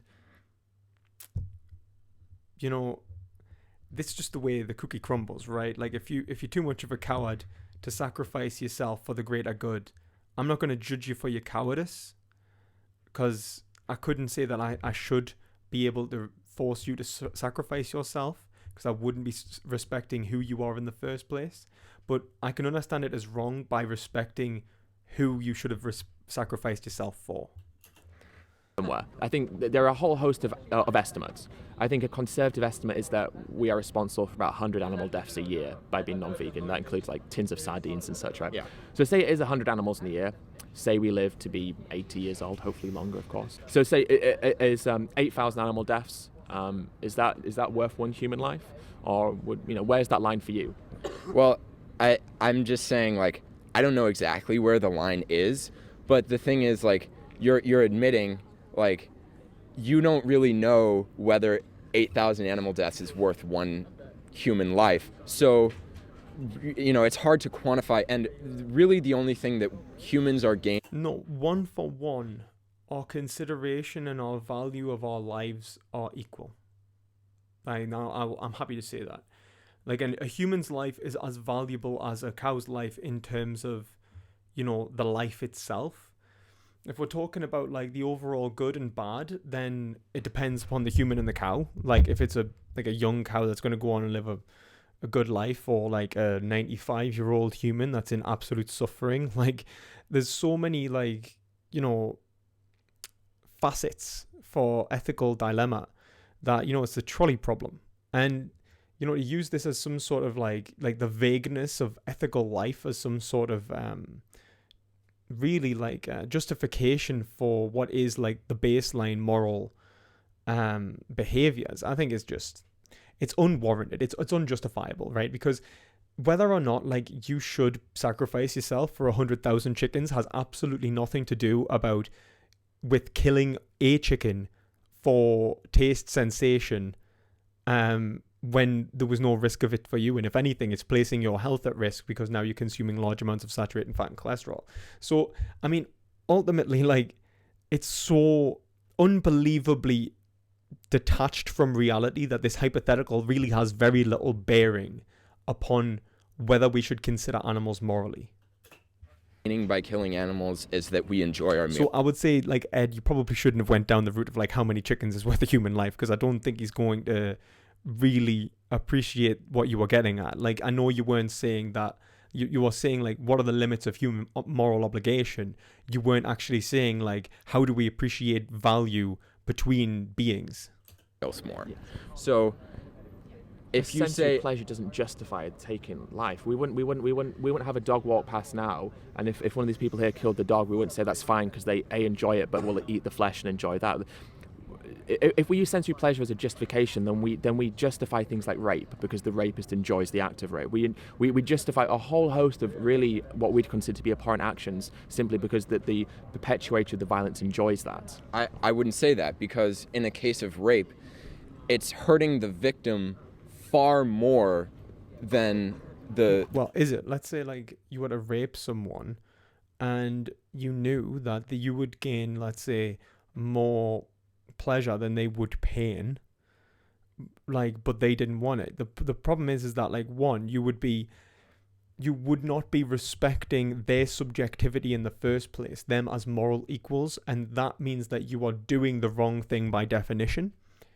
And two, you would be saying that you would also be saying that like that what matters in this is purely consequential, in other words. And I don't think that, and there's very few people in this world that are pure consequentialists. You do get them, like, they happen, but like, I'm certainly not. And it's like the animal itself, like, it is going to suffer. I don't understand how you could even draw this distinction and say like the rape victim who is like date rape drugged and only has the knowledge of being raped or maybe having been raped, they didn't feel a thing.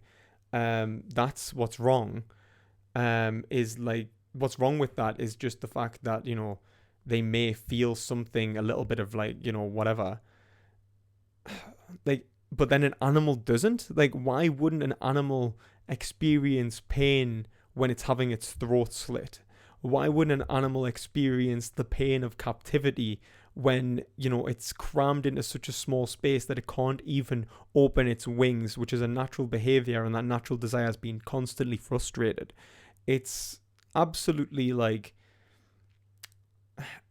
you must have such a strange view of animals to think of them as not feeling anything towards the perpetuated the actions that are being perpetuated by animal agriculture and animal consumption.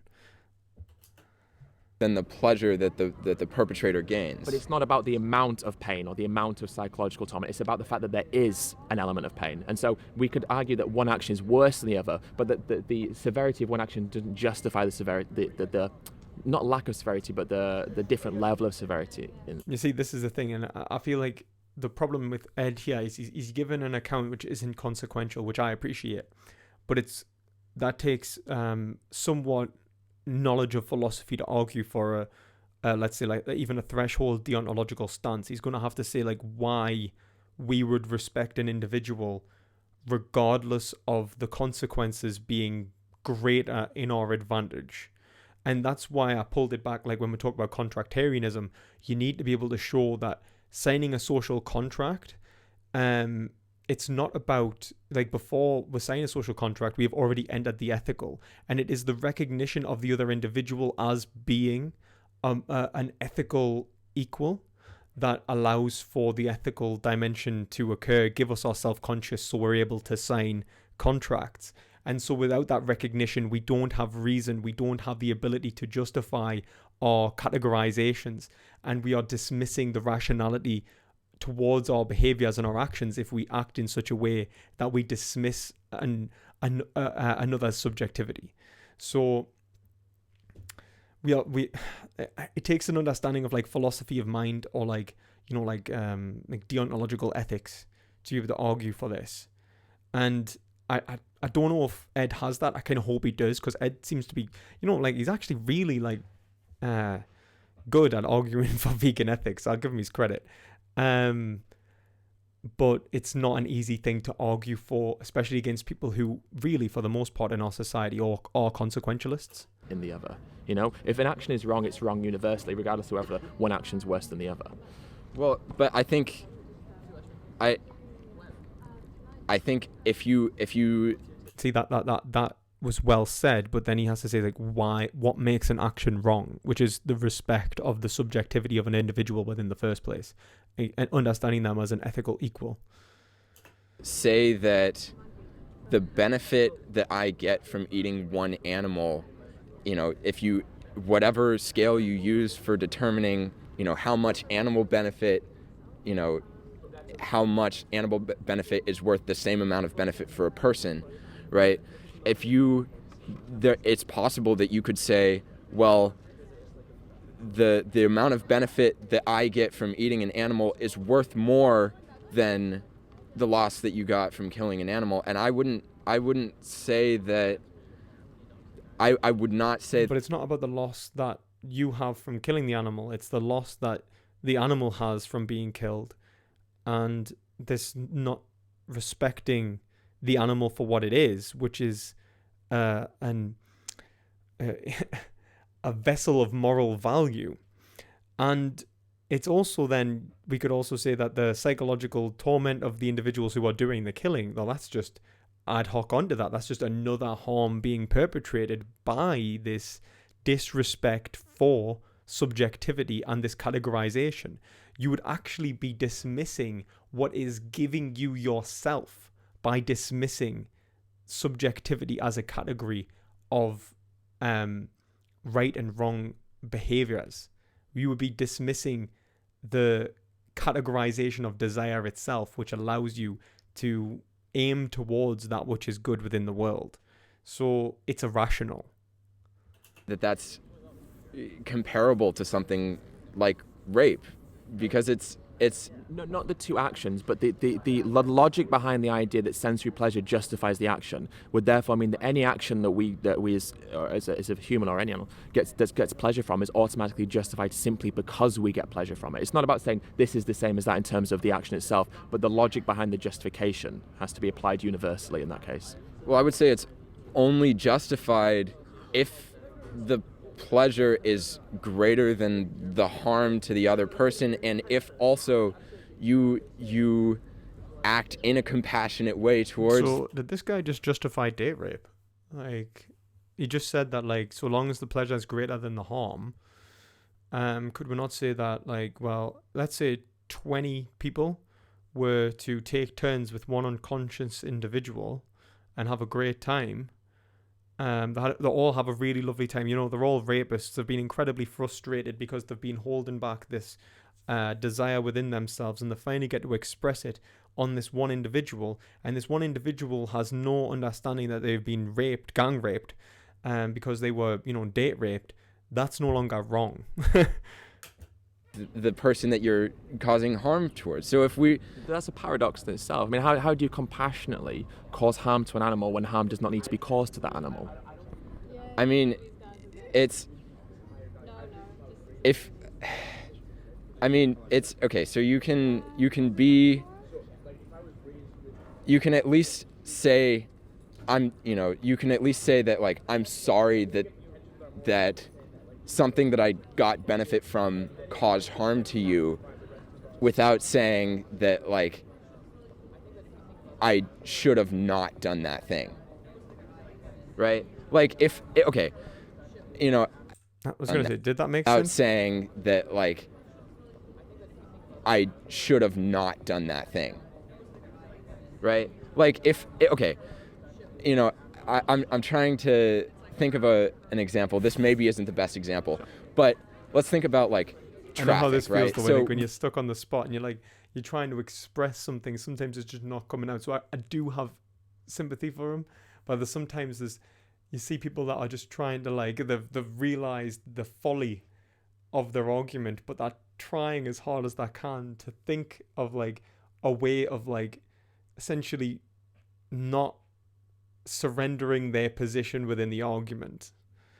This is the problem with arguments as war. We don't have discussions. I think Earthling Ed has done a great job of making it a discussion, but like it's cultural. Like you can't really blame any individual for that. Like the innate response is to become defensive. We let's suppose everyone's time is worth an equal amount of value. So if I am driving and I decide, you know, I need to go, you know, something I do slows you down. If I cut you off or something. Yeah.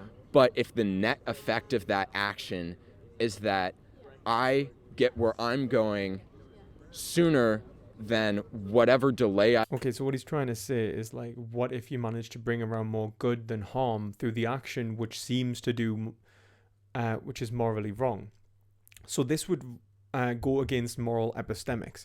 This would go against what is ethical. So you'd be supposing that you are the arbitrator of rational moral justifications and that you can foresee, you know, the way the world should be better than anyone else. This is the basis of evil, in the words of Hegel. So you'd be supposing that you can understand good and good outcomes better than anyone else can. And you wouldn't be respecting another individual as a rational moral agent, and you wouldn't be respecting the conventions and laws which prevent you from, you know, inducing a conclusion. And that's what you'd be doing. You'd be acting inductively, not deductively, which means that you aren't actually acting rationally in the first place. You have no foundations for the knowledge you proclaim to know, and instead you are actually forcing an assertion upon a group of individuals. It may be that your assertion actually pans out, but that does not mean that you are justified in making that action, because what you've undone is your desire for knowledge, which inherently frees you from your desires and allows you to make your decisions in the first place to achieve to the greatest degree, you know, clarity and what would be the decision-making criteria which would allow for the greatest outcome. So what we want is better categorizations. What we want is better concepts. What we don't want is individuals acting in such a way that they think they are better than the concepts that exist within our language communities, within our conventions and on our norms. Because if we have that, and challenging them is one thing, but like acting in such a way that you will not respect another's judgment-making process is essentially evil. It's essentially acting in such a way that you are a moral tyrant. I caused for you slowed you down. I would say that that's okay for me to do. Right, but the and I appreciate that was because probably the comparison came to your head, but it's almost a false equivalence, because what's at stake is so the disparity between what's at stake is life or like 5 seconds of inconvenience and being slightly more delayed in traffic. Yeah, but I mean that's bringing it back to consequentialism. But he was supposing an issue in which the consequences were positive. Now, what I'm saying is that no, even if the consequences did turn out to be positive, that doesn't mean that he was morally justified in making that decision. That's not how it works. The decision-making process is a rational one, and what makes it justified is his ability to show a logical argument, a deductive logical argument. And by acting in caprice, you cannot do that. By rejecting subjectivity, you cannot do that. By rejecting the categorizations and the concepts which underpin rational moral decision making, you cannot do that. So he's acting irrationally and would be morally unjustified in doing so. Now, once we can say that, like, you know, why we are doing this is to bring around the greatest good, that's all well and true. Like, we are acting rationally to bring around the best consequences. But that's an appreciation that, true belief will bring around towards action. So true belief towards action will bring around the greatest probability of achieving the best overall outcome. And the best overall outcome is something we must deduce together in the first place. We cannot just assume it. And that's essentially what they are doing. You've already assumed the best overall outcome, and you can't do that. You are making unjustified assertions. It is dogmatism. So I understand the logic of what you're saying, but it's a false equivalence in the sense. No, there is no logic in what he's saying. He's actually wrong. So the two acts are completely, what I would deem to be non-comparable. Well, isn't your entire life just made up of a series of 5-second periods of time? So if you say, okay, well, I'm going to live to be, 89 years and 300 days old. Well, if you then said, okay, I'm going to take off that last day, so it's only going to be 89 years and 299 days, right? Yeah. Like, that's one day of my life. I'm not sure that I would care that much, right? So, but what would be better, right? If, let's say, that would be the overall difference between the two scenarios, which would you choose? Well, reason dictates you should choose the extra day of life, right? So long as it's not going to be a life of torment and misery, but it's how you choose in the first place. That's what we are deducing. That's what he's not understanding. It's not just about the consequences. It's about how we come to the conclusions that of which consequence would be better in the first place. What we are respecting in the first place, which allows us to come to the rational criteria. It's the basis of epistemology, epistemology, in other words, not the basis, which is ethical, and not the basis of, what good is. Because what good is can't be just induced from or implicit concept of good, it's not built into us. We don't have an innate knowledge of good. It's something we have learned. It's something that we've built up through, conversations with our parents, our loved ones, with, the broader society and other individuals as a whole. Through debates like this, we build concepts of good, bad, right, and wrong. And to say that you can just induce it is to, well, one, I think it's just absolute arrogance, unjustified arrogance. And two, is ultimately undermining the rationality itself, which is what you are. You are a rational object. You aren't born with your sense of self. This sense of self is developed through mutual recognition of subjectivity, which allows for the development of a language, which allows for the development of self-awareness. And if you appreciate moral agency as being our means to achieve the greatest overall ends, then you should appreciate that your dismissal of moral concepts will ultimately undermine those ends in the first place.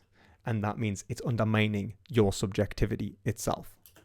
But at the same, your life is just made up of short periods of time, so it is equivalent, and it's just a much, much smaller scale. So 5 seconds of my life is worth, whatever proportion of the total amount of years I'm gonna live. that 5 seconds is. But at the same time, if a cow's killed at 80 months and their lifespan is 20 to 25 years, you're taking 18 and a half years off of them. And it's not just small incremental things where they get to enjoy their life. Their life is taken away from them by having the blade pulled across their throat. And so again, So what we're talking about is that this life has been perpetuated into a life of suffering, and then that's ended early. It's not there comes to a point when the actual death is it's bad, but the life has been so bad that the death is better. But that demanding these products, you are demanding both two immoral acts. You are demanding the death of the animal, which would be wrong regardless of how good the life of the cow is. And then you are also demanding the torture and imprisonment of the animal against its will. So what is it that, it's clear that you are causing unnecessary suffering, that you aren't acting within the interests of a sentient beings or sentient beings as a whole. I feel that that's kind of pulling it's pulling at straws, because the two actions again are non-comparable. If over time, because of people wasting your time, you cut a year, which would be a sizable amount of time, off of your life, but you've still had a family and done all the things you want to do, that's still not comparable to pulling a knife across the throat of an animal at 18 months when their lifespan is 20 years. I mean, like, what he's pulling into, like, the argument there is kind of Singer's argument. Like, we are able to make at least somewhat comparisons between our desires and the desires of other beings. It's the whole point of, like, reason in the first place. Ethics is this kind of mediation between what is desirable and kind of coming to conclusions about, you know, how we approach and appreciate desire as subjects, how we appreciate subjectivity. And so what we recognize is that the vital interests of one being are more valuable to that being than the trivial interests of another. So, like, my taste does not equate to the life of another being. Like, it does not equate to the torture of another being, and it doesn't equate to the rape of another being. Like, this should be obvious, like, when it comes to consequences. But even before that, we've already appreciated them as having, I've recognized them as having subjectivity, and that is what we are appreciating in the first place. And by taking their life for any interest beneath the value of life would be a depreciation of their subjectivity, of subjectivity as a whole. I would say that it is. I just disagree with you there. Well, I guess that's probably a natural conclusion, right? Is there anything else? Yeah. I think that's fundamentally I think we've done where quite well. is. Well, I appreciate the conversation very, very much. Yeah, thank you. I really enjoyed that. It was very stimulating, and I'm not wrong for just hanging up the towel when it comes to, like, someone like, oh, I just disagree with you. Because as soon as someone says, well, I just disagree, really, they're just like, well, goodbye. I don't want to partake anymore. They've just run out of things to say, haven't they? I've not had a conversation with those kind of topics brought up, so I really, really appreciate that.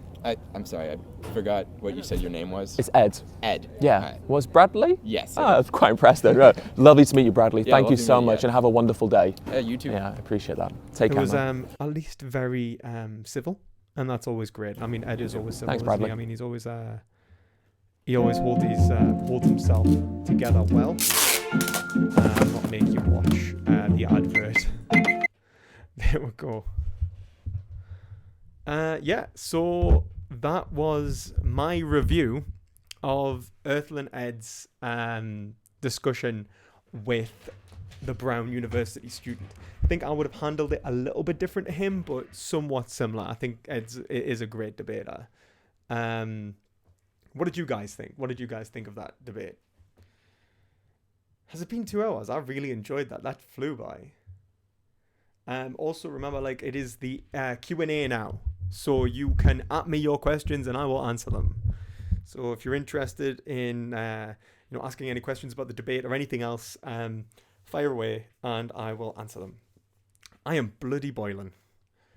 Whew, I had to take my coat off halfway through that, like, because it was just absolutely steaming. Whew, right.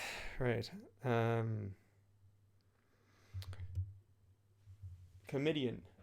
Is it ethically unjustifiable to have pet animals that perceive humans as their natural predators as an evolutionary instinct? Rabbits, for example. Well, it depends on whether, like, they can be socialized out of that, for example.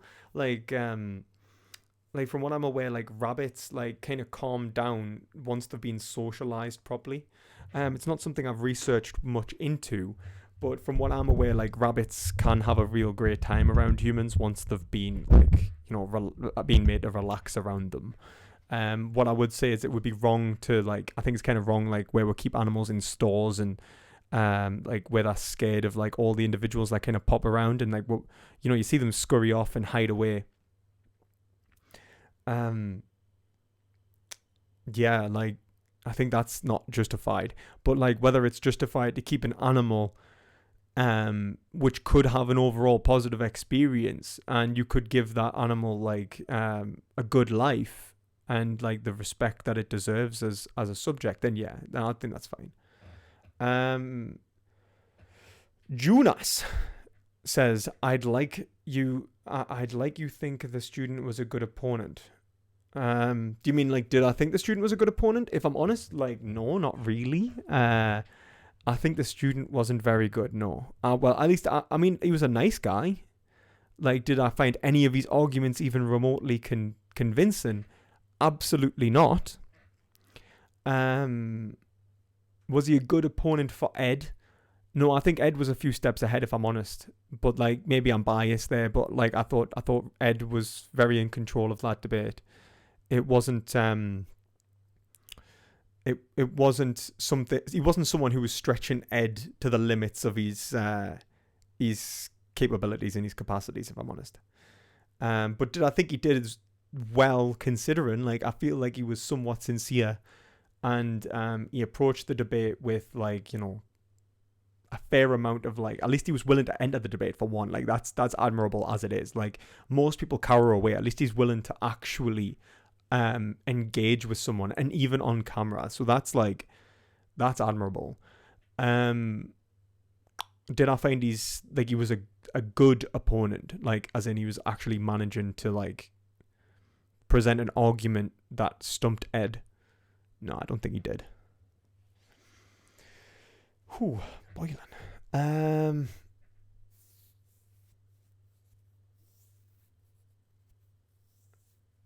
Garrick says, I'm so confused by the ending of that debate. How did Bradley walk away without changing his mind? Why didn't Ed push him further? Well, Ed's just trying to be considerate, right? Like, he knows that, like, if you're a pushy vegan, like, it's not good activism. It's really not. Like, if you start trying to, like, be, like, aggressive and, like, you know, try and bait people, you're just going to end up with an argument. And then the rationality is going to shut down, and they're less likely to become vegan anyway. They're less likely to approach the scenario with the greatest consideration. You might make an enemy, and he'll go away, and he'll not think about how he maybe should be vegan, but instead he'll be like, wow, I hate vegans, I'm definitely not going vegan now. So I think Ed did the right thing from just letting him walk away. Could I say that I would have done the same thing? Well, I may very well be a hypocrite, because I would find it very hard to let someone just go like, well, we just fundamentally disagree. And then I would go like, well, then we're disagreeing over what is true, and only one of us is right, you know? and yeah, like, that's just the way it is. Like, I would find it difficult. But I can see, like, why he did it. I think he did the right thing. Comedian says, what came first, morality or social contract? Morality by definition had to come first, because if morality didn't come first, then, like, well, the ethical framework which gives us our subjectivity had to come first. Because if you understand that the subject is actually an object of their own experience, and that objects are actually linguistic constructions, identities that are constructed by language, and that language cannot be constructed by a single individual themselves, then what we recognize is that reason is language, and that language itself is an ethical relationship between two individuals giving recognition to each other as subjects, and that recognition allows for something like a contract to be constructed as an object of an individual's experience, as a concept, and that the concept of a contract had to come after language and the ethical was developed. So no, social contract could not have constructed morality. Morality constructed contracts. Chen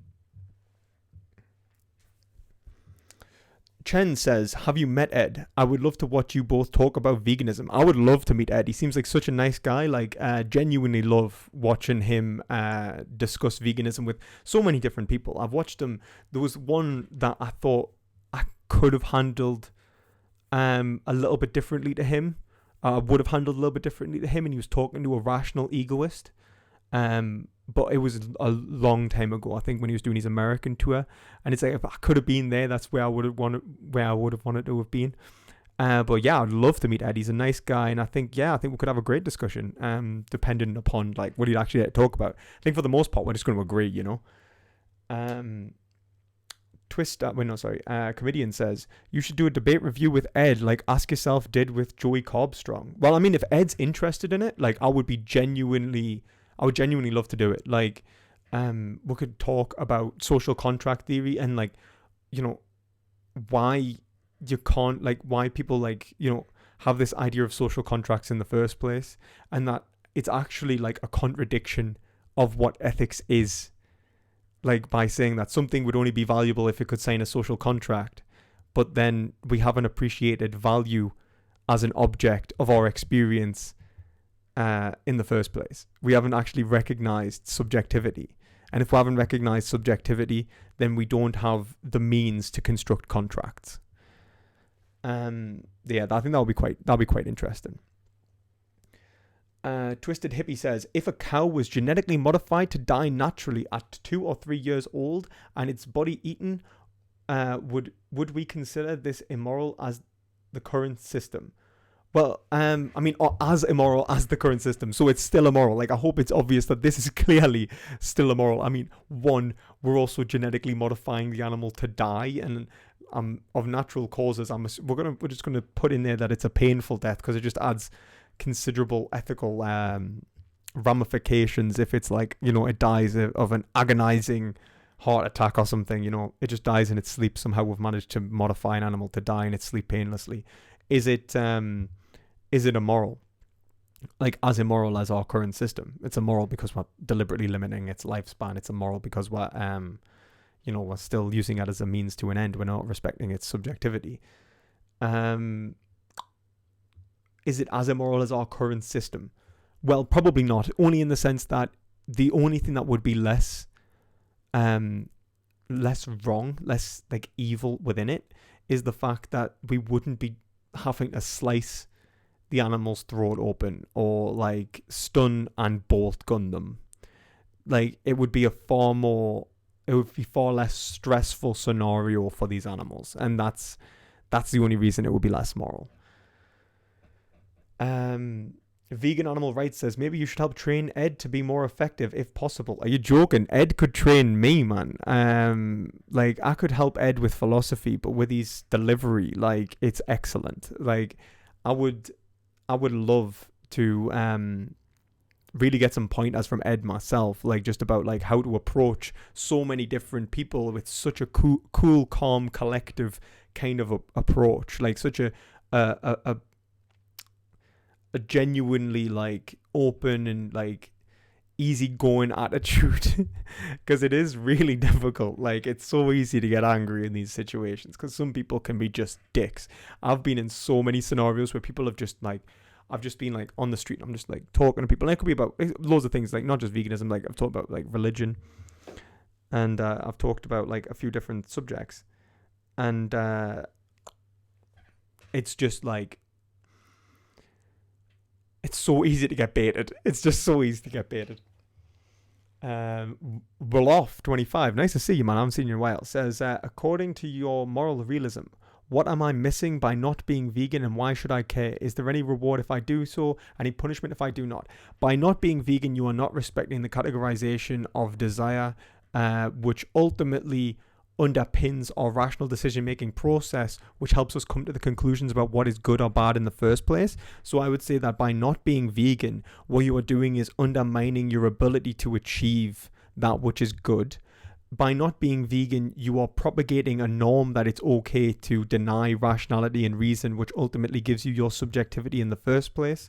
You are propagating pain and suffering within the world, which can also lead to your pain and suffering, which, you know, exists in the actions of other individuals not appreciating this rational conceptualization.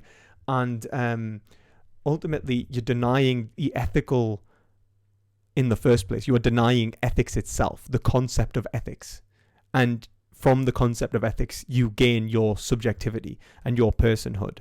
You're essentially going to increase the likelihood that you are going to propagate your own misfortune. I hope that answers your question.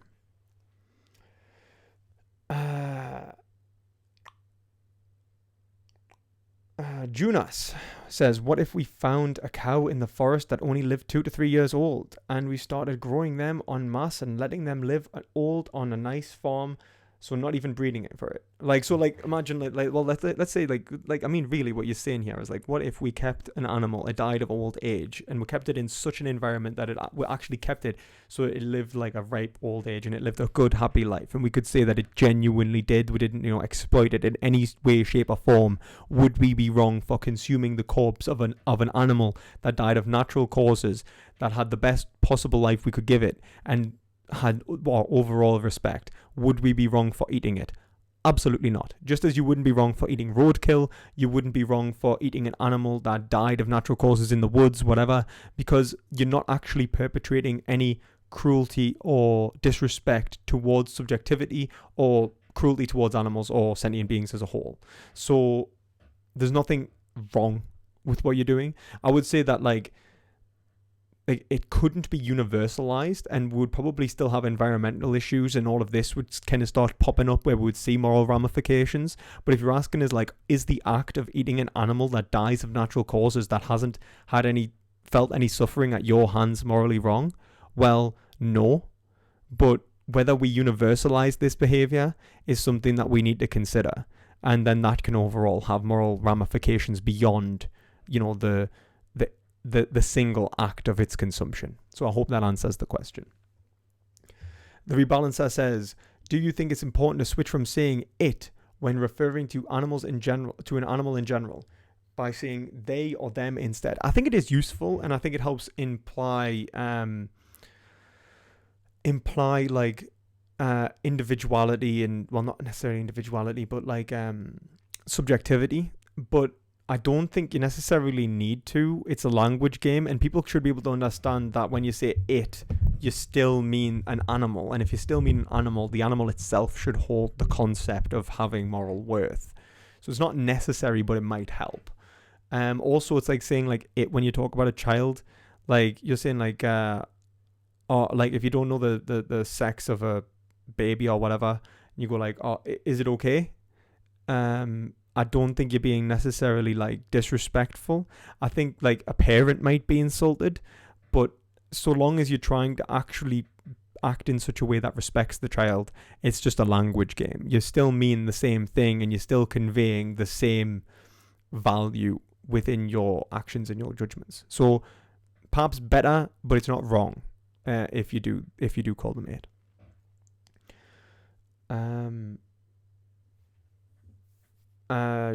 Adaptive. Wait a minute, is it? Yeah. So adaptive and adaptive identity. Let's see. I think it's personhood versus life being seen as having more value to some people, and that life across the board to others. Well, life itself wouldn't have value without subjectivity. That's by definition. If a plant cannot feel anything, depends on what you mean by life. You want to ask yourself that question. Do you mean something which feels? In which case, then it depends on what you mean by personhood. If you're talking about identity and personality versus, subjectivity. Juna says, great stream. You stayed on topic the whole video very well, even when we were going crazy in the comments. Yeah, I was trying to, man. I saw the comments were going, and I was I'm just gonna watch the video, and I'll respond to anything afterwards if needs be. But then someone told us about someone mentioning me dog, so I felt I best just quickly iron that out. Alex Lipzink, I think I said that right.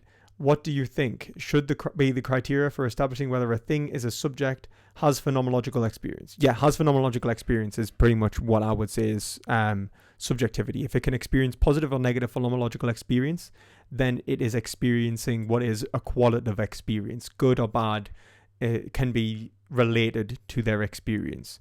That should be how we understand subjectivity. Alex also says, well, then let's say we discover life on another planet where we starkly different evolutionary mechanisms have been at work. How do we go about figuring out our ethical stance towards it? Well, first we're going to have to look into the science of it. Really, we're going to have to understand the being. So ontologically, we're going to have to evaluate the being in question, whether it has subjectivity, whether it has a pain or pleasure response, whether it has an ability to feel positive or negative. I would say when in doubt, moral hazard is occurred. don't do anything that you think could possibly violate its interests if it were to have any, because then you would be acting in such a way in which is unjustified, I would say. Unless you don't have an option. Let's say you think, like there is no other option.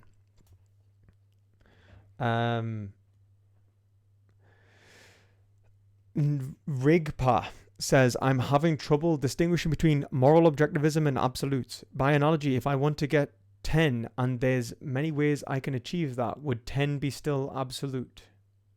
Trying to work out what you mean by that, mate. Do you mean like moral objectivism like implies that there is an absolute right or wrong, but it's not like, for example, like if our epistemics don't allow us to foresee what would be the right actions, like absolute right actions, then we cannot be morally culpable. The only thing that we can be morally culpable towards is achieving the greatest rational process in the first place by applying reason to the concepts we have available to us. We cannot like induce like in a Kantian way what would be like our duties. These have to relate to our socio-temporal position, and I think that's where I would say, if you want to see the difference between, let's say, an absolutist account and just a plain like sort of moral objectivist account, if I understand the distinction you're making, read Hegel's critique of Kant, because Hegel's still a moral objectivist, but he's arguing against being able to create our duties ex nihilo. See you later, Twisted. If you're leaving, have a nice time. And I'm glad you've still been here, Chris. Right. Adaptive says, like the value of the... Jesus, I'm going to need a drink in a minute.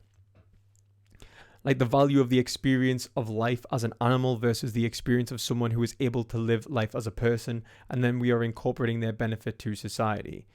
Well, I don't think that, like I think you, like, by respecting, like, if you respect personhood, like self-awareness, why does that have value? Like, are you breaching the naturalistic fallacy by giving that value? Or does it have value innately? And is its value intrinsic or is it extrinsic? Is it pragmatic towards the value of that which can experience good or bad, right or wrong? Like can experience what is positive or negative. And I think that anything but that positive or negative valuation is by definition either extrinsic value, it's pragmatic, or if it's said to be intrinsic value, is breaching the naturalistic fallacy. It's deriving an ought from an is. So yeah. Wolof says, if I become a vegan, what about all the immorality I have done in the past? Is that not erased? Is it all forgiven?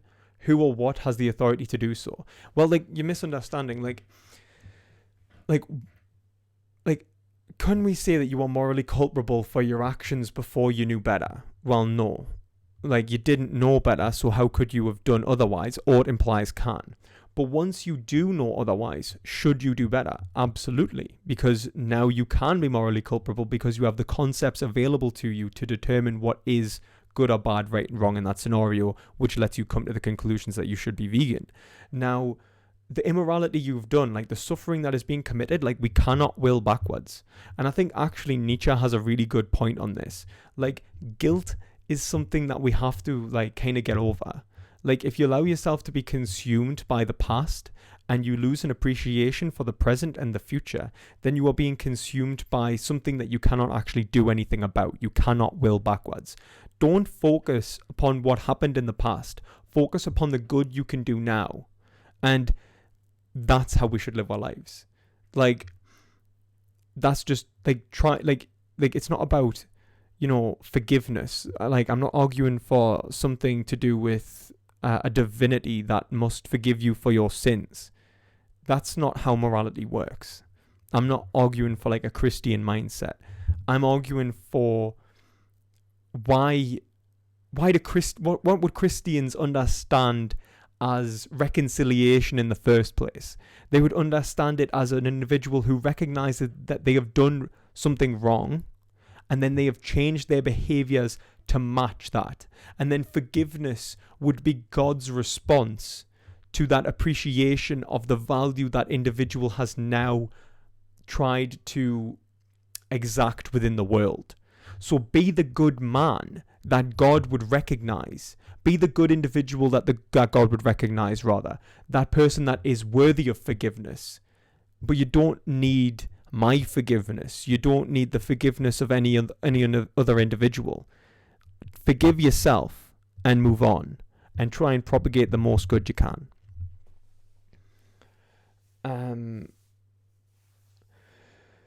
The Tiny Jungle says, can you give me your top 1 or 2 or 3 books that will help a boo-boo head like me understand what the hell you are talking about? Months of watching and listening hasn't helped. Lol, cheers. Damn. I'm really sorry. I do try and put it in a way that's easier. Right.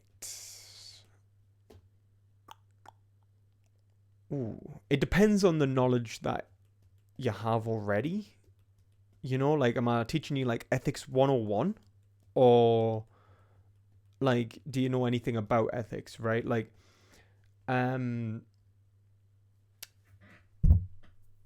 Peter Singer's A Short Introduction to Hegel's good. That's a nice one. Let's think. This is quite a tough one. Because, I mean, like, what am I trying to teach you? Am I trying to teach you, like, epistemics?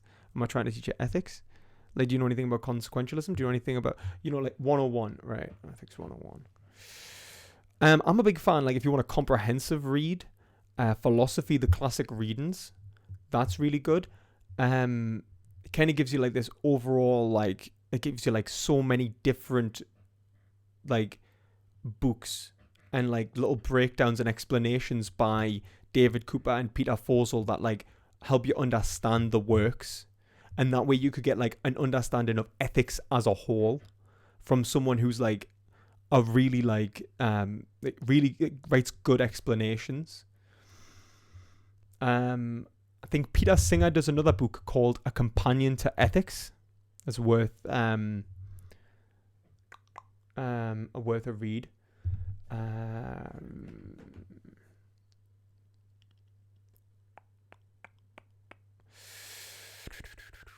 There's so much.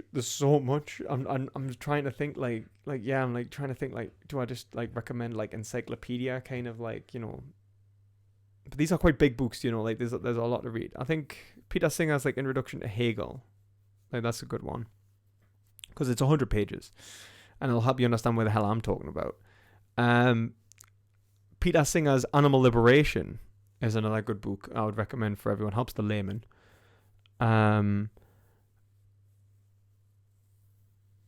A book that is good for laymen, philosophers, and, you know, academics alike is After Virtue by Alistair McIntyre. Stay away from anything written by a German. It will only confuse you. Like, I'm saying A Short Introduction to Hegel, but don't read any Hegel. Don't read any Kant. They'll just absolutely warp your mind and you won't know what's going on. Ancient Greek philosophy, so like Audible, for example, have, like, Plato, like the collections of Plato. I think Plato's early work will get you thinking in the philosophical kind of way about ethics. So, like, Gorgias and Protagoras, they're, like, 2 of my favorites. They're in the same, like, little thing you can download as well, so you can listen to both of them, and they're read by other people, so that just makes it a little bit nicer as well. Like, as a Platonic dialogues are so much easier to actually follow, like Socratic dialogues, because it's just like Socrates says something, someone replies, and it's a whole conversation kind of mapped out for you, and that just makes it, like, so much easier to understand. So yeah, I hope that helps. And Twisted, if you've got some videos for the guy, like, yeah, like, recommend them. I don't really have that many YouTube videos that help with like 101 ethics, but like I did 101 ethics like in academia, so that's the issue. And they don't really give you like books to read on 101 ethics, but a companion to ethics would be a good one. Any companion ethics, I recommend going to like a library and having a look, like especially if you can get access to like a university library. So that would be like a Blackwell's companion or a Oxford, a guide or something like that to ethics and philosophy. The classic readings is a very comprehensive one. So I hope that helps. Yeah, you could probably even get these audiobooks as well, even on YouTube. I didn't even think of that. Like, you probably find a lot of them on YouTube. Tom Regan was the man. I don't know how about this right-based approach, like, but yeah, Tom Regan, he does raise a lot of good stuff. Wolof 25, I'm aware of veganism and animal suffering, so I know for the better. So am I culpable and will be, even if I am a vegan? How would veganism objectively deal with that immorality? Well, like, the only thing you can change is your own behaviors, and how much you propagate suffering within the world is in relation to your appreciation for the rational concepts and your drive towards that which is good. So long as you stay rational and try and achieve that which is good, that's all you can do. And that's the limits of your capabilities, and don't hold yourself accountable for all suffering in the world. If you can't do anything about it, you're not culpable. You can deal with that objective immorality, like, you're not dealing with the immorality that others cause. Like, you can have conversations and stuff which will help mitigate that. Like, do what you can, obviously. But, like, anything that goes beyond your ability to actually, like, change. Like, so, for example, people who won't stop eating meat. People who won't stop doing, like, wrong things. You can't change that. Like, you can't be held responsible for other people's wrongdoing. You just gotta let that go. But what you can do is prevent yourself from contributing to that wrongdoing, from contributing to the suffering of sentient beings and the propagation of harm in society and the rejection of yourself, which you would be doing by not appreciating the concept of ethics. So I hope that answers.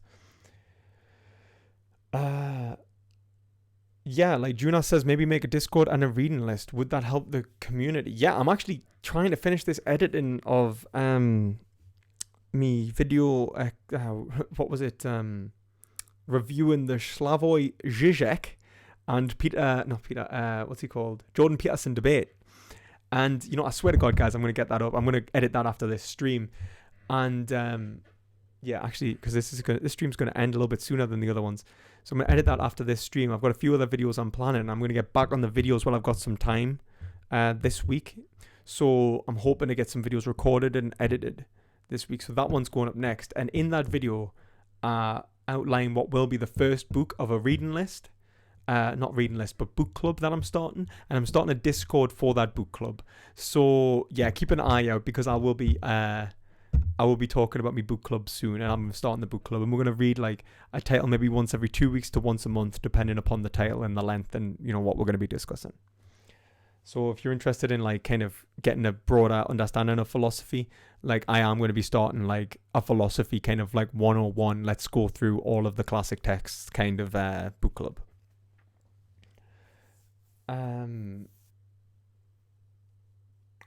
Alex says, say that an organism has evolved complex behaviors and social structures. How do we distinguish them between intrinsic automatic responses and qualia experience? Well, you've just like essentially hit the nail on the head. This is like a dilemma that like we really cannot solve. Like, I can't really know for certain that you are not an automaton that is having a reflex response, and in fact that you're not actually having any like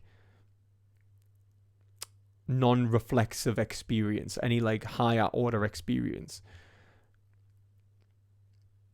But it's like, the way I look at it is that I can make one or two assumptions.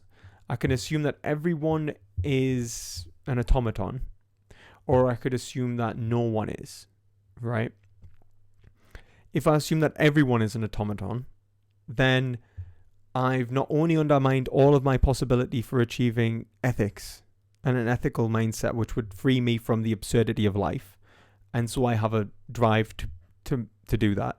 So there's a pragmatic interest there, but also there is a moral hazard if I am wrong. So if me living in an ethical sphere, I understand that ethics is the case, then there is a moral hazard in denying certain individuals moral value based upon an assertion. And so, unfortunately, there's no definitive way to prove something is conscious, like saying that it's having a phenomenological experience. Like, we can talk about neuroscience and stuff like that if we want, but there's no definitive way that we can prove that someone is actually having an experience, human, animal, or other organism alike. But if it's displaying behaviors that we would normally relate to consciousness, I would say that it would be rational to assume that it is conscious. And that's what we should do. It makes the most sense, both pragmatically and categorically. Good night, Twisted. Have a nice night. I'm going to be calling this soon, actually. If anyone's got any quick questions before I go, let me fire away. And then I'm going to shoot off. I hope this has been a good video. I hope this has been helpful to everyone and that you've gained something up from it. Oh, I definitely need something to drink. It's all of a sudden really hot as well. It's been raining all day, and then all of a sudden it's been quite cold outside. Now it's boiling. It's absolutely steaming. Right. Anyway, yeah, I think I'm gonna just call the stream now. It's been 2.5 hours. So yeah, if you've all enjoyed this stream, please give it a thumbs up. Like, comment, and subscribe. It does help the channel. If you want me to have a discussion with Ed, you can either share it to Ed or, share it in general, whatever it helps. Shameless self-promotion there. And so thank you all for watching. And as always, try to gain some perspective.